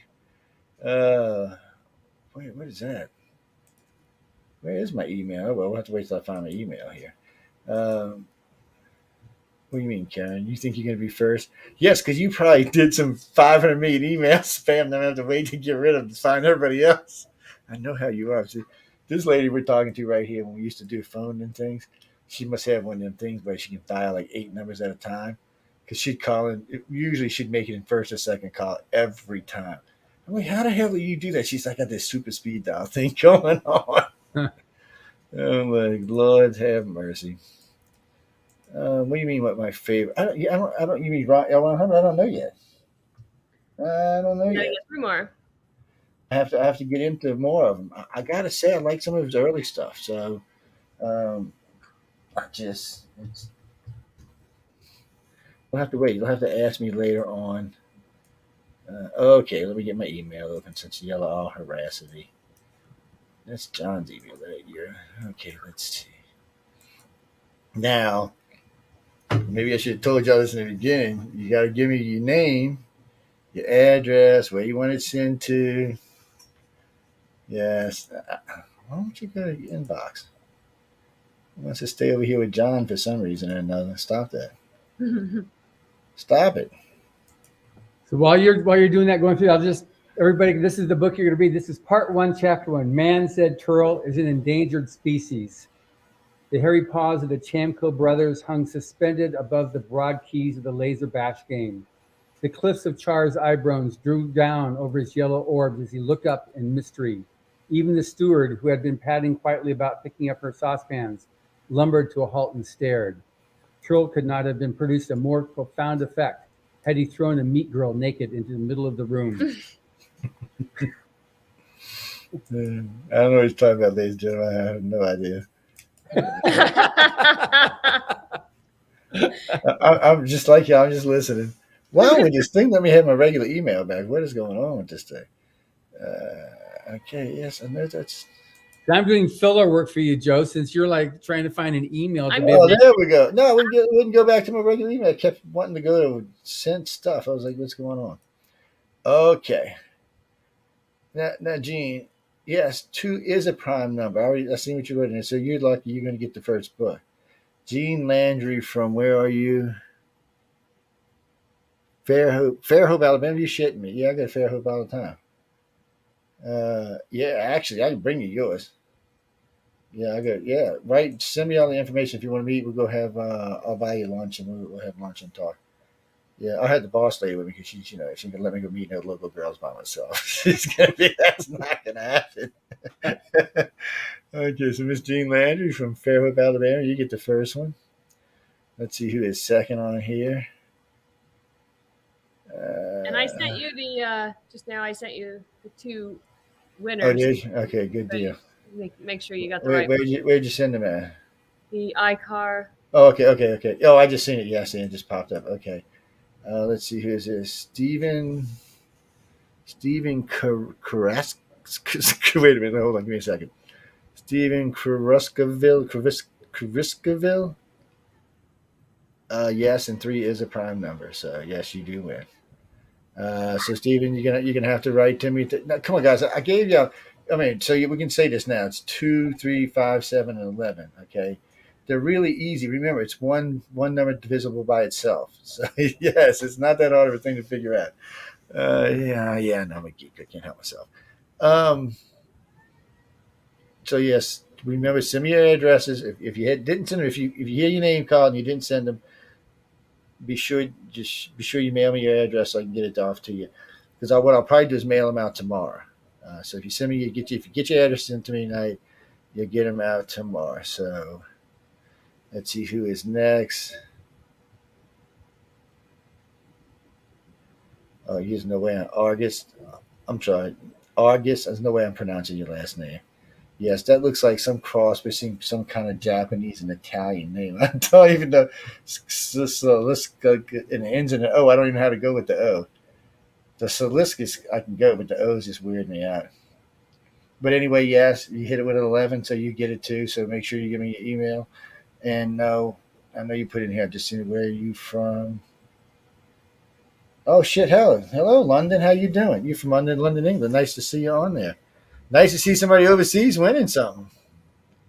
Yeah. So what's that name? Like Yugoslavian or something? You write to me. Tell me. It looks familiar to me. I just wasn't sure how you pronounce it. I'm not a school teacher. I don't have to pronounce last names. Look, last names for teachers. Sometimes trying. Look, I went through private school. Half my teachers couldn't pronounce my last name correctly, and it's pretty easy in the grand scheme of things. All right, let's see. Scroll down. No. Oh, see these 2 right here. Let's see. No, 24 is not a prime number. That's not even the first 5. Where did you come up with that?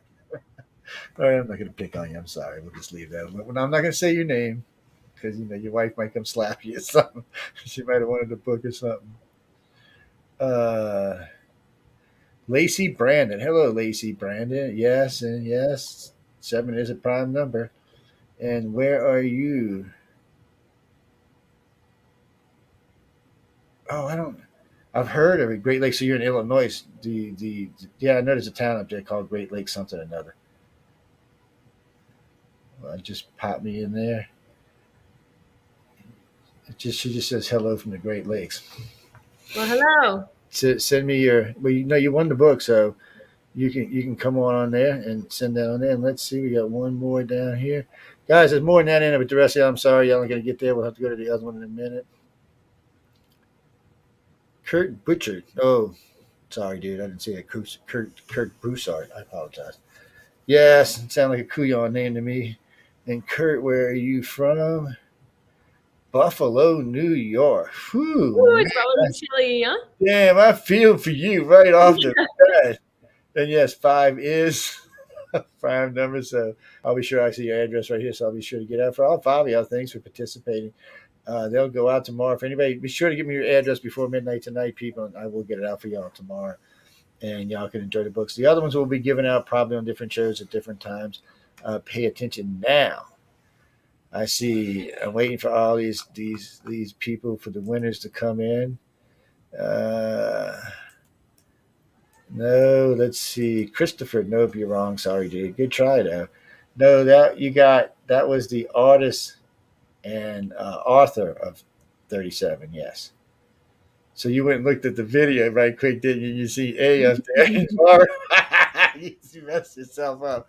Yes, but you should know they have the same trophies, and you would have known it was different when it was the same year. Good shot. Hey, look, cheating works. You just didn't get it right. That's. Let's see who's up next. Uh, Heather. Oh, Heather Caruso. Oh, your name sounds really familiar. New Zealand. Never mind. I don't. I know like New Zealand. Yes, and then not Caruso's. And what do you have, Barbara? Wait, Barbara and what? Now, okay, this is a problem. He's probably the right person, but I'm looking at the way Emily spelled it. You spelled it entirely different. Okay, so he has a pen name. So it's one way in the book, and there is another way. Maybe that had it. So, okay, because I know what you meant. Yes. I'm sending it to you right now, Joe. Okay. Y'all are bad people. Y'all be trying to cheat now. Barbara was easy because I was just talking about her a minute ago. So that's the easy part. And I was talking about Blue Eyes, but we never mentioned his name. Yes. No, that's not cheating. We don't have to mention his name. It's called research. You can run over and listen to tape. Y'all got a couple minutes before we roll out of here tonight. Let's see who else is up. Okay, no. So we send it to you. Good. Was that John Grant? Wait, I lost y'all all together. Where are y'all? Damn.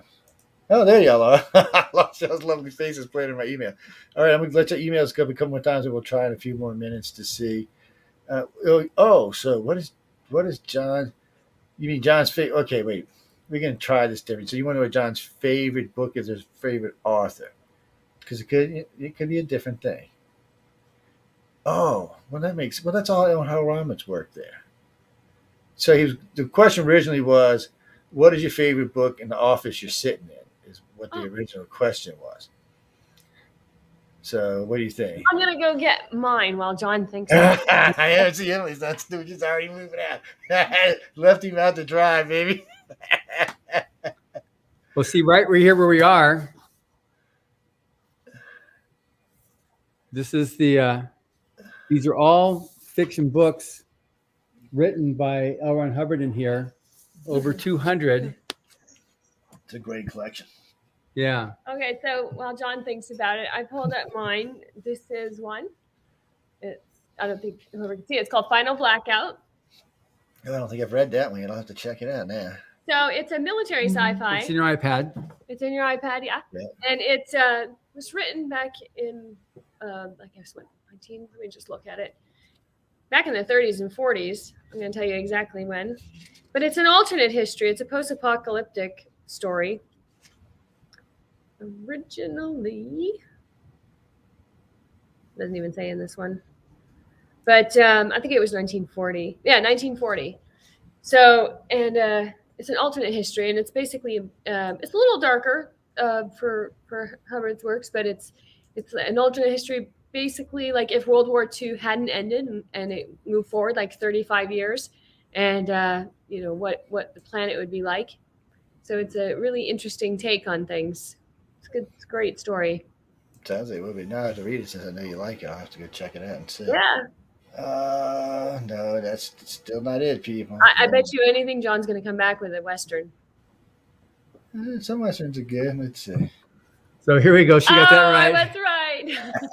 The Toughest Rangers, about the Arizona Rangers. I was raised in Arizona, so it's I love the West, and this is a great story about.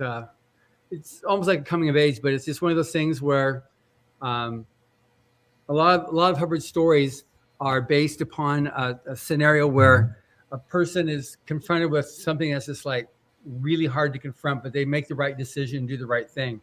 And that's what this one is about too here. And it's just, so the Arizona Rangers, the Rangers love this story, you know. We actually went out to Arizona, and the Arizona Rangers some of them participated in a live performance of the audio drama of that, where we did out at the Wild Western Festival in Arizona. We had a bunch of very famous Western actors who were there at the festival, and they all participated in the show. We had a blast on it. Yeah. Judy Norton, who directed, Judy Norton Taylor, the one that was from the Waltons. She's not gone into producing. She was. She produced it, and then I think Marty Cove from Cobra Kai, he was in it, and he likes doing westerns, and he loves the Hubbard westerns. So just a lot of great actors that participated in this thing here. So I really like that story. I like westerns.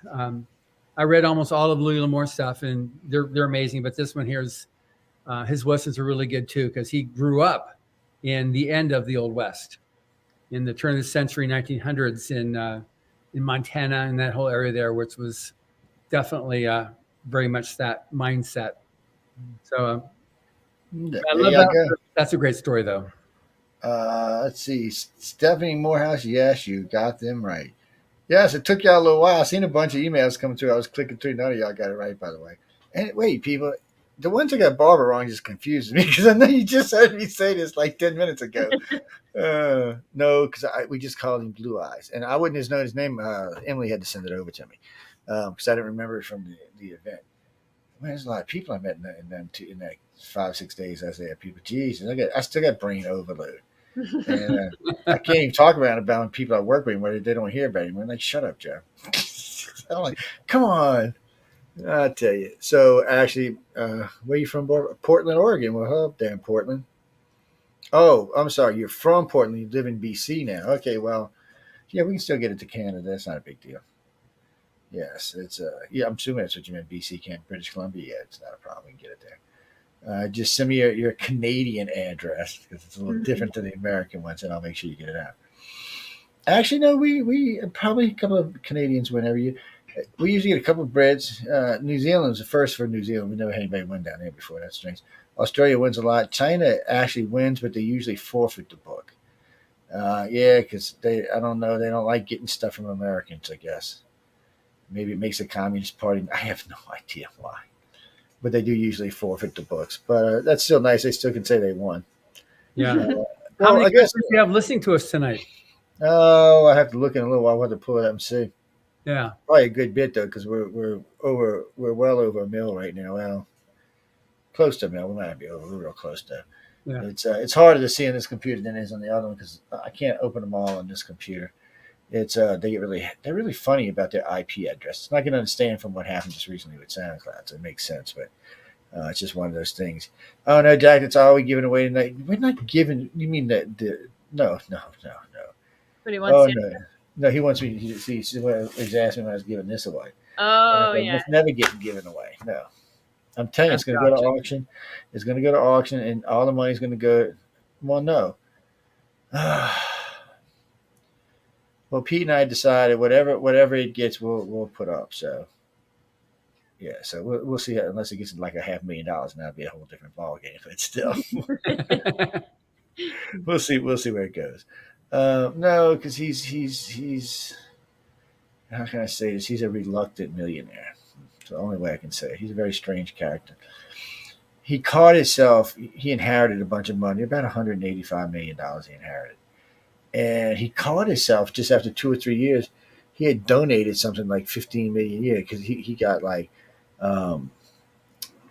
what's the hospital for the children? St. Jude. Yeah, St. Jude. I'm bad about it. I donated myself, but not to the extent he was. He caught himself in several other organizations. Next thing he realized, he was donating, $15, $20 million. And he's like, whoa, what's going on here? Because they're all noble causes, all the causes he was donating to, but his money was going straight down. And I told him one day, I said, you donate your interest. That way you don't have to pay taxes on it, too. He's like, what? I said, yeah, you got a lot of money in the bank. You get a lot of interest. I said, that's the way to do it. He's like, really? I'm like, yeah. I said, they come out, you come out, everybody's happy. He said, boy, for poor guy, you should know a lot about money. I was like, get that away from me. I said yes, but he really did. He got really lucky, and I thought in the beginning he was going to drink himself into oblivion, but then he got married, and had some children. Oh, Oh, good. good. Yeah, so now he's like, and guess what? He likes to read too. And if you listen to the night, you know what? Why don't you go over to Galaxy Galaxy Press. Press, hit the little button. No, you need to go get the pad. Okay, I don't know how much money you got, so you can go buy the pad. Won't even be a big deal to you. Go get the fully loaded pad, like the one you keep trying to steal out of my car. You know what I'm talking about. And yes, I tell You myself can that get too. 'em. It's still Black Friday special, so you can still go on Yes, go buy the pad galaxypress.com. and stay out of my damn car's pad. Yeah. Lord. And then when the old guys at work reach all the time, he's like, "Yeah, I used to listen to L. Ron Hubbard. He said they did it somewhere. They used to listen old radio. So Yeah. and he said he loved it. And when he was because he had heard it, I had him playing on a pad when he walked up to my car. And he said, "Oh, I know that, I know that." And we got to talking. He said, "Oh yeah, I listened to him." I said, "Well, why don't you go buy some books and keep yourself entertained?" I said, "Why don't you get some L. Ron Hubbard books and read them for a while and stop chasing little 20 years old, save yourself some money." I'm like, "Hey man, you got to keep him in line. The old guy going to kill himself." But he's funny. But he's also one of the ones I was talking to about maybe putting up some money because he's just bored with himself right now. And I call It it, was great that you did that interview with Dory Goldschmidt, a few months back, and she yeah, put up that's been. books in And I mean, the yeah, boardroom. It's like it was great. That and the one teacher was that Alabama, wasn't it? Alabama, and then one of the teachers then was listening to you and said, "Yeah, I was one of the teachers that received the books that you donated." It was yeah. great that show. Yeah. No, that whole thing was great. And that's why I've been harping on these guys down here. I said, man, you can't be letting them out be people embarrass us like that. Like, come on, what is wrong with you people? Because down here in the South, it's which state is the most backward state. So they argue about it all the time. And so, yeah, a friend of mine said, "Well, how can I be so backwards when I got so much money?" I said, "Yeah, I don't know. Don't ask me them kind of questions. I don't know." A lot of wealthy people down here, but there's a lot of strange ones too. But the Gulf, it's weird because if you live in the Gulf South, it's not the same. It doesn't matter what state you live in, it's not the same as living in the rest of the state. So basically, here, anything below Interstate 10 is just weird. It's some Louisiana people, some Texas people, some Florida people, a couple of California people mixed in the bunch, maybe some New York people. And the casinos here, you get a lot of other people that come in and are just not from here. So people come down here and they enjoy the coast, like in Mississippi. They come down here and they're treated all nice, and they don't realize as you go up into the middle of the state, you're not going to get treated like that anymore. They'd be like, "What are you doing in my town? Get the hell out of here!" Oh no, people, it has nothing to do with color. They just don't. If you're not from a hippie, they don't want you in their town. Alabama's the same way. Alabama is one of the most beautiful states in the whole entire country. Beautiful mountains, beautiful oceans, beautiful valleys, the whole thing. They got everything you can imagine in one state, and they do not advertise outside their state. And until recent times, they didn't even like Louisiana people coming to their state. Every time I go down Dolphin Island, I get said, "What you doing down here, boy? You ain't got no business being down here. You're not from Alabama. What you down here for?" I said, "I'm coming for the beach." I said, "You're not supposed to come down Dolphin Island. You're not from here. Go Wow. home with yourself, boy." I'm thinking, you call me boy again, they'll find you in a swamp. And it's just, they just crazy. And they don't want you in their damn state. And Alabama, most people don't realize, but Alabama's got a lot of security stuff in their state. A lot of the military and the NASA Yeah. stuff are in the state, and they do it for a particular reason. They're considered the most trusting states in the United States for employees by far. They said an employee there would rather jump off a bridge than give up a secret. So that's why they get so many military contracts. I have no idea why. I would think anybody who's going to sell it was going to sell that anyway. But still, that's what they say about the place, and it's a great place. But it's like Louisiana; it needs more literacy. It's like Mississippi; they need more reading. Alabama could be competing with Georgia if it wanted to. It just doesn't seem to want to make that extra step to make their citizens. Because let's be honest, in the old days, you could get away with being illiterate. In today's world, you're not going to be able to. No. It's just there's too much that requires that you either read or have to speak well. And people, if you don't read well, you're not going to speak well. Let's just be honest about it. So That's right. get out there and read and read and read, and don't be scared. And if you listen, you got money, donate to. You can call John directly and say, "Hey, look, I want to buy X amount of books," and you try to work a deal. And he's tough, man, but you might get a deal out of him. But because they want people to be literate. The more people literate, the better it is for them. Yeah. And I was watching CNN, not CNN, NBC the other night, and they were talking about how for a long time we were on this nice, steady moving uphill literacy rate in the United States, but now it seems like we've done turned down, not just in the southern states, but in all the states. We're like going back down somewhat, and I'm like, why? I understand video games, but you know what, people, you still got to read the instructions for the damn video game. I mean, uh, I guess schools are just not offering enough literacy. When I was going to school, we were required to do a book report a week on the classics. It was just required. Yeah. And then if you didn't do a good book report, guess what? You had to get up, read yours in front of the class. So yeah, I noticed everybody's book reports got immensely better, much faster after that. Yeah, but it was a good thing. And my son likes to read. He likes to write too. Even if I can't get him to write anything. I keep telling him to go take y'all's course. He's like, Dad, I'm like, you like to write. You actually got talent. When your dad does none, go write. Because he's not a talker like his dad is. So he is with his own friends, but other than that, he's not. But I told him he likes to write. He sits down and writes. I've watched him write whole stories out in a couple of hours, just 50 pages, no problem at all. I'm Wow. like, dude, you're missing your calling, you idiot. He's like, Dad, I'm like, just try writing. I said, what's the worst? You get rejected? I'll tell you is thank you. And I said, with these guys, I said, because he asked me, he said, if it's really good, I said, I ain't got to end, don't ask. That's about that. My son makes it like 30th person that's asked me that question now. Well, if I get you a story, can you? I said, no, you submit just like everybody else. I said, knowing me is not going to do you any good at all. This is not going to help y'all. Submit the story. I said, if it's good, it'll get submitted on to the authors. I said, they're not going to know who the hell you are, what you are. So they don't even care. All they care is how the story is written and how That's it right. comes out. It's all based on talent alone. And I can tell you this for a fact now, ladies and gentlemen, because I got to meet everybody there. You're not going to coerce these judges. You're not, and a couple of them, especially two or three of them, man, there ain't no shot in hell you can coerce in there. You can forget it. Oh man, they're there to help these people, and these a lot of people. I don't know why they do it, other than they get to come hang out with Emily and John for a week. I don't know why else they're doing it. Come on, they're helping out these youngsters.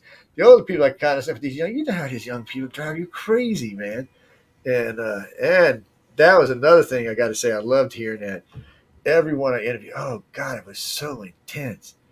He said, I think it's going to take me a week just to unwind it when I Oh get home. yeah. I They do said, that whole week long workshop, and that's a lot of information that they get in 1 week, and they get to go home and process it all. But it's a lot about the business of writing and how to make it in the field. And on the illustrator side, they there's a lot of guest speakers. There's like a lot of judges that come in and speak to yeah, them, and a couple that didn't make it Skyped in. So get a lot of info, so they can actually make it in the field. That's the whole purpose, is to help launch those careers for these new aspiring authors and illustrators. the I gotta say, everybody, they all loved it. I remember when they had the 24-hour story. I love that. Yeah, I was cracking up. I was following around, going, "Y'all okay? Y'all look like y'all about to lose." And they're all swapping stories with each other. I'm like, "Oh man, y'all really about to lose, aren't y'all?" It was they great. did great. That's such Yeah, Yeah. a they're it's a great. highlight of the week. Is it's not just like they don't just get sent to write a 24-hour story. It's true. There's some essays that they read from L. Ron Hubbard about you know how putting that story together, like they speak to somebody, so they get inspiration on like characters, and then they do research. Normally we send them out to the library, but we kind of kept them contained because of protocols while they were here. But they get given an object to help inspire, so they have all these pieces that put together before they get sent out. So by the time they leave to go write their story, they already have an idea of what their story is, and then they go out and write it. But it's definitely, and it just shows them that they can do it, and they all did it. They all succeeded. They all did all the requirements beforehand, and they were ready to go once the time, the clock It struck. It was was it like, was it go was out and great. write. Yeah, it was great. I said I should have followed y'all around with a camera with a mic on it because it would have been worth it. But nah, it was cracking. We were sitting at the bar where I forgot it was like six of us sitting there, and they were swapping stories. Like, oh man, I can't believe we got to do this. They were panicking. It was great, and but all of them told me they're going to get it done. I said, I Yeah. had no They Yeah, all did. they I said, I did. have no doubt you're going to get it done. I said they were all in overdrive, so I had no doubt that that's where they were going to go. and most of them seem like they followed instructions pretty well. So Yeah. uh, it was weird though, because it always seems like I did interviews. It was like I had authors one day and illustrators another day. They never seemed to get mixed together. So I guess it was the way I was approaching people, but it was strange. But the illustrators, some of them were very, very outgoing. Even though two illustrators and one author told me they wanted to write children's books. Yeah. I was like, that sounds a bit on the demanding side, but hey, go for it. Yeah, It's well, one of our judges, B, she was you met her. She B. just became a judge, Jackson. B. Jackson, and she was the winner for volume 24. So that was like 13 years ago, and she fully illustrated um, the one book about the first lady. Parker looks Parker up. looks It up. was That about- one there, with that Yeah. with that little girl saw that big picture in the in DC, the big painting of the Michelle first lady, Obama. Michelle Obama. So that became a New York Times bestseller, and then she just finished releasing. Oh, she just did a book for LeBron James. Yeah, she That's just a did New York LeBron- Times bestseller. She fully illustrated that one there, so she's just doing amazingly well. And she Yeah. did create a whole gift paper line for Target Mm-hmm. that sold out, and though she's got a few different pieces that are left there, but she's just doing so well right now. Well, everybody there was great. The only Yeah. one thing I made nervous was Nevin. I might have made him a little nervous for some reason, but Who was the older gentleman. What's his name? Neville. Larry Niven? Nevin. Larry that's- Niven, yeah. I made him nervous for some reason. Every time he see me, he was just. There's a couple times I wanted to laugh, like, shut up, be rude, don't do that. I just made him nervous. I do that sometimes. Some people just get nervous around me sometimes. And somebody whispered over. He Science said, fiction writer. He's probably the most famous one that was there. "Oh yeah, I don't doubt it." And somebody whispered over. He said, "He's only impressed. Don't worry about him." And when I went by him the next time, I said, "Yeah, I'm just as impressed. Don't pay me no attention." And I think he relaxed a little bit, but for some reason, I was just making him nervous. Is this guy an axe murderer or something up in here?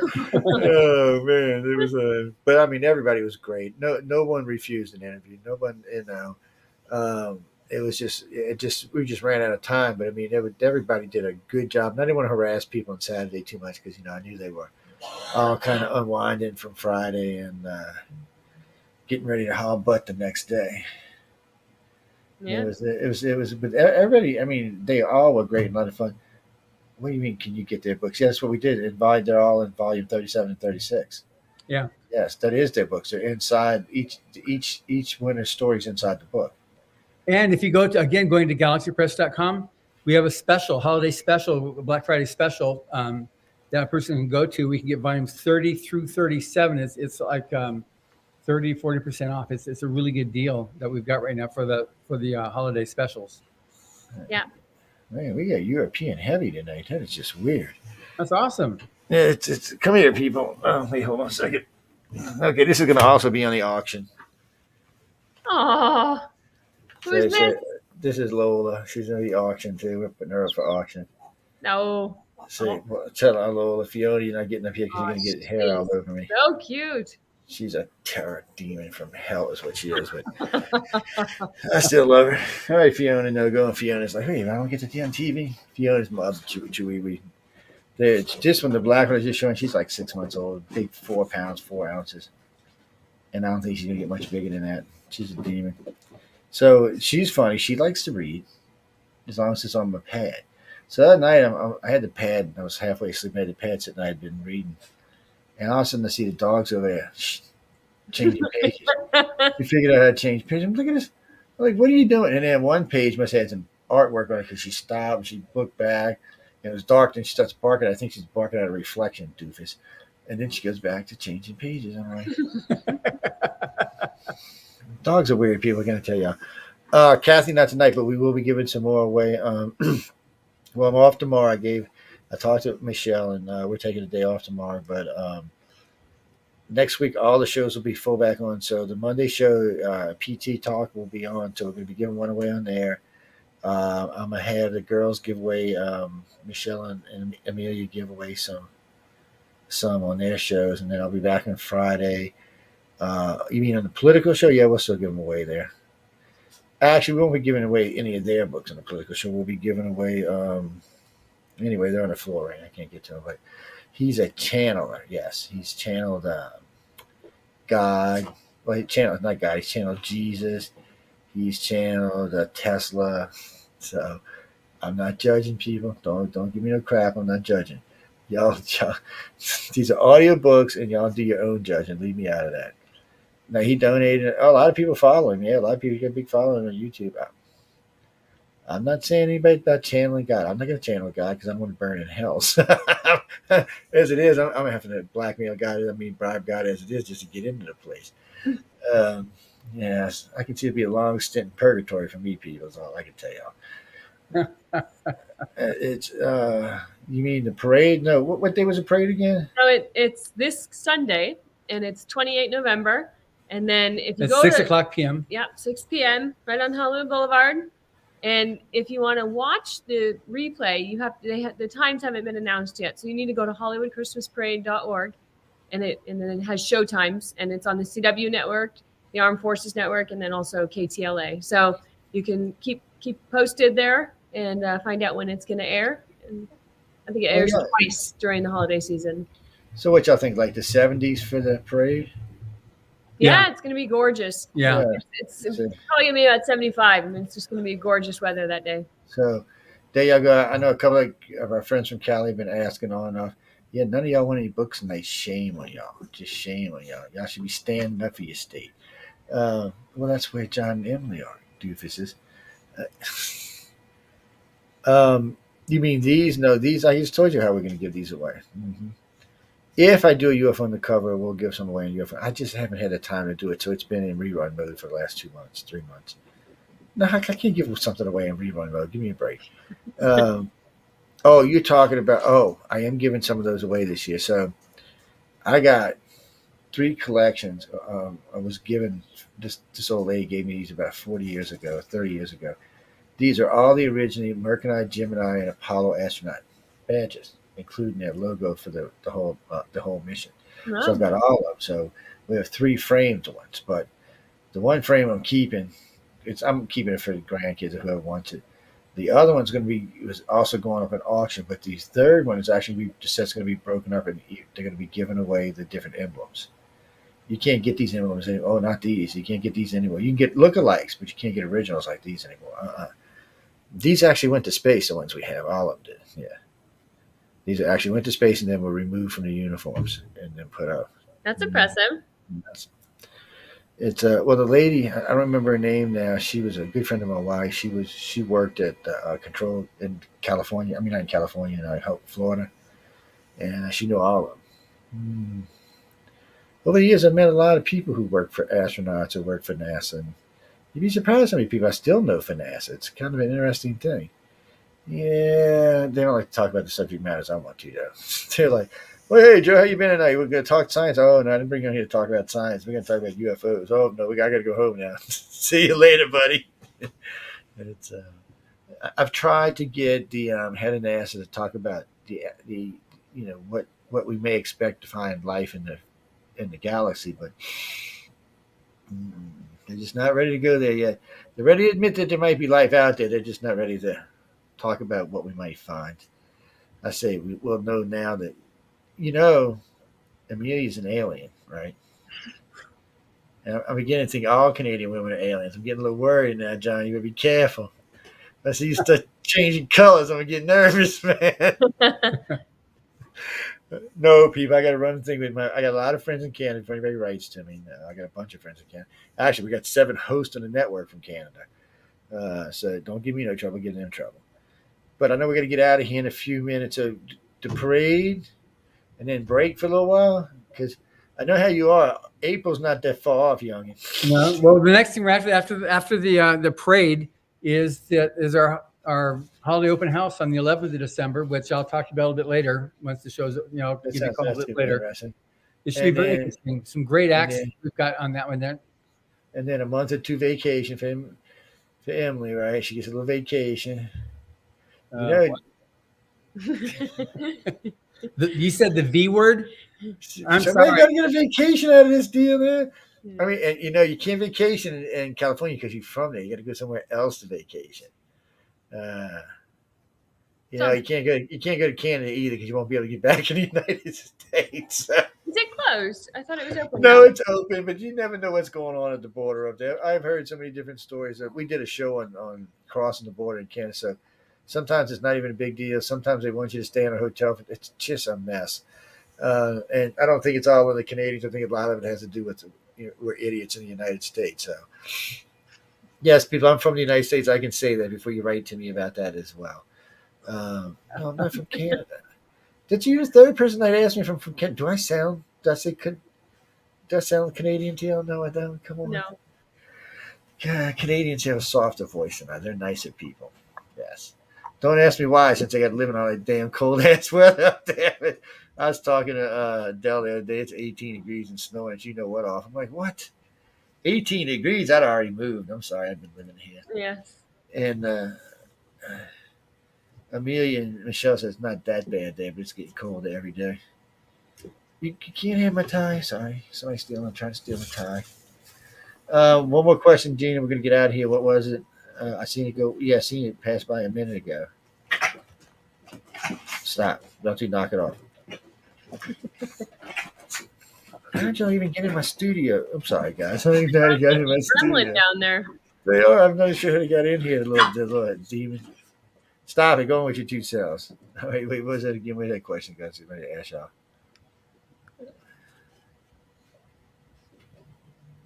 Oh. Well, no, y'all know some of the winners for 38, but not all of them, right? I'm like getting confused.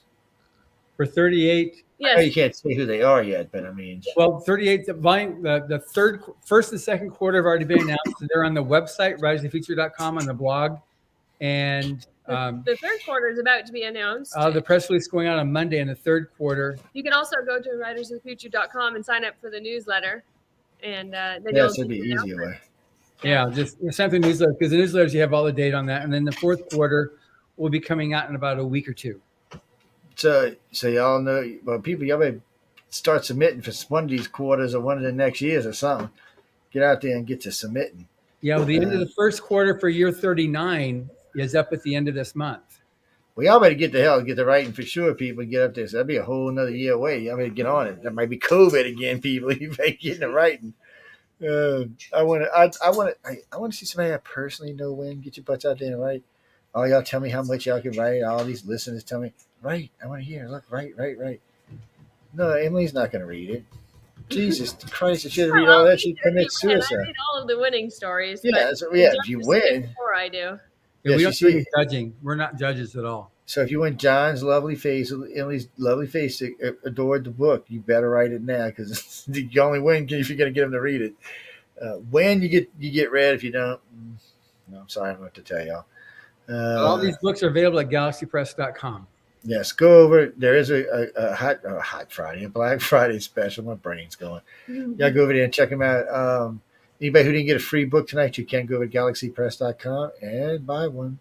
If you buy a couple books, you'll be able to get a free book, so you can still get a free book. Yeah, you see, buy a couple, get a free one, and then donate them to me so I can give them away. Yes, that works real well. Yeah. That works out. Clara, Gina, and y'all listening tonight? Yeah, I know y'all been harping about new things to read. And you said that everything today is just saturated with guns, violence, and sex. So these are not the way you think about it anyway. It's well, no, it's not to say there's not a lot that goes on in these books. There is. It's not. How can I say this? It's not as nastily in our face as it is today. Yeah. So he has the ability to write the book without using certain things that you just find in every story today, especially with heavy sex stuff and all that. You're just not going to find it to that level in there. So it's like when you listen to a comedian that can do a whole set and tell jokes without cursing. It's a rare thing. So it's pretty much the same thing. Yeah. But the only way you're going to find out is if you go read or if you go listen. No, Smarty, they're not Elron's voice.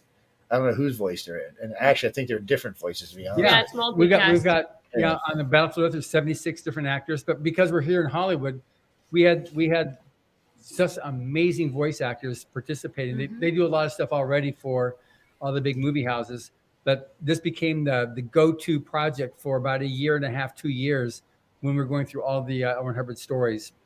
And remember, people, starting what is it? The day after Christmas, we start playing Battlefield Earth all the way up until New Year's Eve. Wow, Nice. that's So, great. yeah, so we got it set up the way it plays in increments. What is it? 48, 49 hours. Yeah. Anyway, it's set up in increments so y'all can listen to it every day at your own pace. I tell people what I do is I put it on the background, whatever I'm doing, it's just playing in the background. Actually, I had it last time. I had it playing through Alexa while I was working on in the front of the house. Yeah, y'all can get us on Alexa, by the way, in case y'all don't know that, ladies and gentlemen. But anyway, I had it playing on Alexa, and so I could hear it that way. Yeah, so you can do that. Alexa can do anything that's on my computer Yeah. or anything on Or the you can do radio it now. this way too. Yeah, see, that's a good way of doing it. Just buy it for yourself and plug it into your phone. Yeah. Plug it into your desktop, plug it into your laptop, whatever instrument you're In using your these car. days. Yeah. Just whatever you use. Yeah, some of them actually, some of the nicer cars have The mini USB, MP3. Yeah. MP3 or mini USB ports, or Yeah. excuse me, I forgot what the other one's called, scan disc ports. So y'all can stick them in like that. The stereo in my Camry has a scan disc port. I can put the disc in itself. Not it would take CDs. I just haven't listened to a CD in years, so I don't know why it's got a CD player, but it does. But it has a scan disc slot where I can pop in a scan disc. You know, any of the 16 up to I think 64 gigs. So really, I can keep I don't know like 15,000 songs in 64 gig. Wow. Or if you're doing audiobooks or things like that, you can transfer it in there. And then my phone, I have a little adapter so I can plug in any one of those little zip drives to my phone. And of course, I just swipe it to my phone to my car. So yeah, everything's interplayable. Unless you're driving an old clinker, it's all interplay. And if even if you drive an old clinker, you can go. It's an FM adapter you can buy and put in your plug and put on a certain station, and it allows it to connect to your phone so you can play over FM. Yes, that's just if you're in a car made before, say, like I don't know, say about 2005, and you can do it that way. Just another piece of technology out there. Everybody needs, but phones are great now because most cars are quite adaptable to your phone. Just put in your phone, swipe, swipe, swipe, and listen. I got one of the ones that hangs off my mirror, so I can stick it up there and swipe. I always keep it turned towards the passenger seat because I don't want to get a ticket. You was watching them damn videos, weren't you, boy? Pull that damn car over. I know what's going on here. You watching them damn naked women on your car while you're driving. No, sir, I'm not. None of the videos I'm watching have any naked people in them, but still. So I just keep it turned towards the passenger side. And well, everything in the car is voice activated. Even if it's not, everything else is on the steering wheel. I mean, cars are so much nicer now. And I was looking before I let y'all go. I was looking at this new car. So you get in it. It's kind of like it's rounded. So it's got a steering wheel if you want to drive it. You don't have to drive. It'll take you anywhere you want to go. It's got a TV. It's got a 42-inch television in it. It's got a built-in was it 16 Wow. 12 for a computer, and it's got everything you need, and it even breaks down the bed so you can sleep, or it has four seats that face each other with a table in the middle. It's totally new way of driving that way. I could use one in. I could sleep that extra hour going to work in the morning. Yeah. Let me sleep. I mean, like, we here already. Go around the block a few times, car. But you're in snooze, buddy. Whenever time to go around the block. But it is, and see, that's technology is great for people like y'all because you can start anything that's media that can be put into something like that. You can be driving, you can be laying in the back seat, relaxing, listening. Because videos and all, they're still kind of squeaky geeky when you're driving. You know, they want to glitch up and stuff and get squiggly lines in them sometimes. Especially down here where, we have a tendency of a hurricane to wipe out the cell towers every once in a while. So they get gapped up.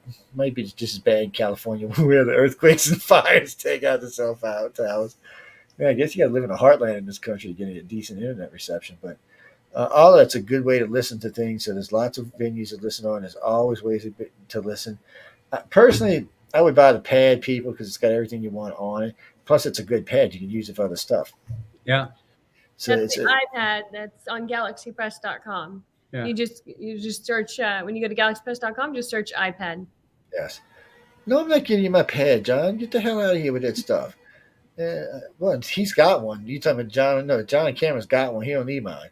No, you're not getting mine. No. What do you mean when I'm finished? It'll be 2 years for me, even getting close to finishing with it. I don't think y'all realize how much material. That's what I'm saying. Buy it. The reason for it, you can buy this for a family and just hand this thing around the family. I mean, there's so much material in there, and you can bookmark it where you're at, where you want to start. You can stop and hold it where you were. And what I like about it is a lot of the stories broke down in 3, 9, 10, 15, 5 minute segments. So you can actually stop on a segment if you want to. It's a nice feature they added in there. It's usually in the first, I don't know, 2 or 3 pages, but you can stop anywhere in there, right where you left off, right where you want to pick up. My card does that for me, thank God, so I never remember. For some reason, somehow or another, it remembers wherever I was in the story and starts it back up there. But, well, no, I got the good Camry, people. I buy the cheap one. Shit. Damn car cost $48,000, and it was a Toyota. I mean, think about it, as a Toyota, people, in 48 grand.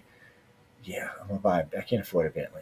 A Beamer, yes, or a Lexus I can afford. I can't afford a damn Bentley though. And even if I could, I'm not buying one because that just seems like a waste of money. I could be buying a Maserati for that. And I ain't buying one of them either because I'll end up in prison. So uh, it's look, the one I rented when I was out there with y'all, like they got me arrested. Them things are just too fast on my own good. The But no, the Camry's nice. I was going to buy the Lexus, but actually my Camry's nicer than the Lexus is. It's faster, quieter, and rides smoother. And it was $10,000 cheaper. Figure that one out. No, the new ones are nice. I don't know. They really fixed them up nice, but we're not talking about that. We got to go.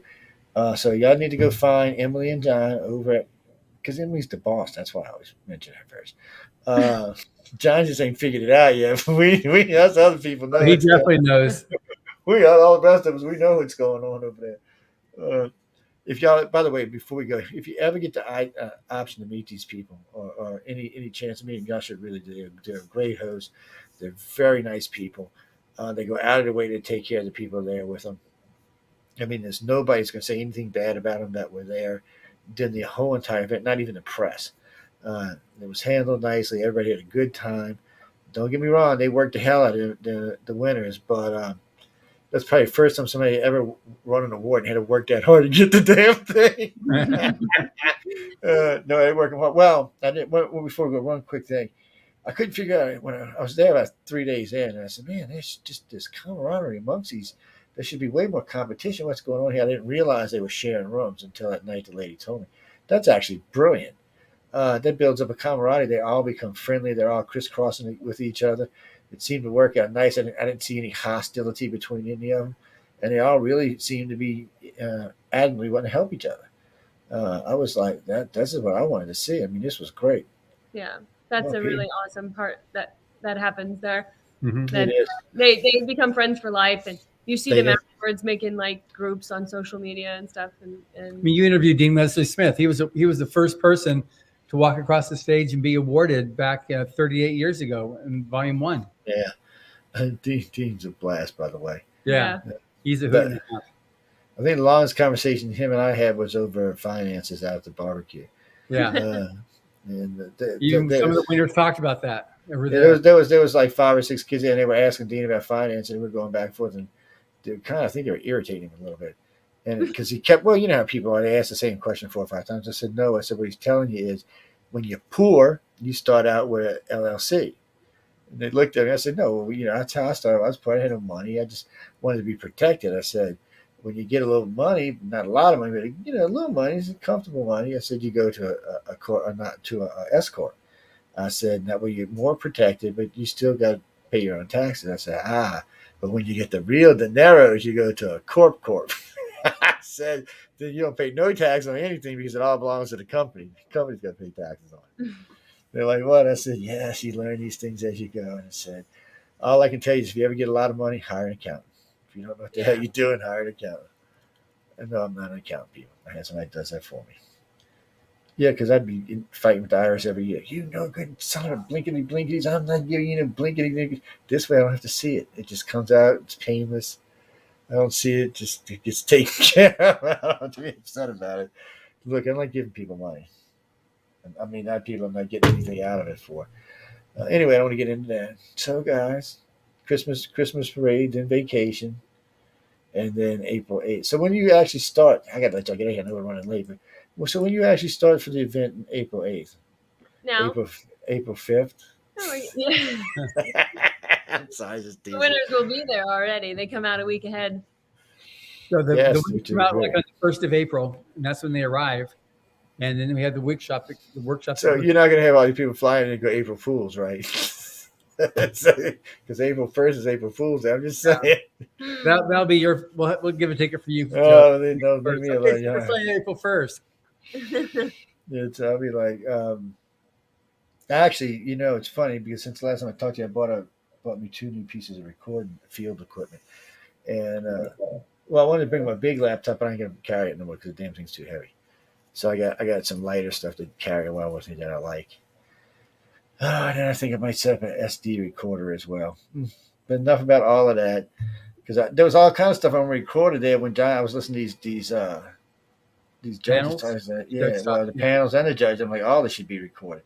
Not just that. When I was watching some of the artists, I was thinking this should all be recorded. Just not. And what I mean by this, I don't necessarily mean it needs to be put out to the general public, but like you could put it on the backside of one of your sites for all the people learning how to write and do artistry. It'd just be another thing to help them get through because there's a lot of good information given there that you're not going to get anywhere else. Plus, I got my blackmail tickets for Eco. I got them ready to go. My blackmail photos of me, I got them ready to go for next time I see her.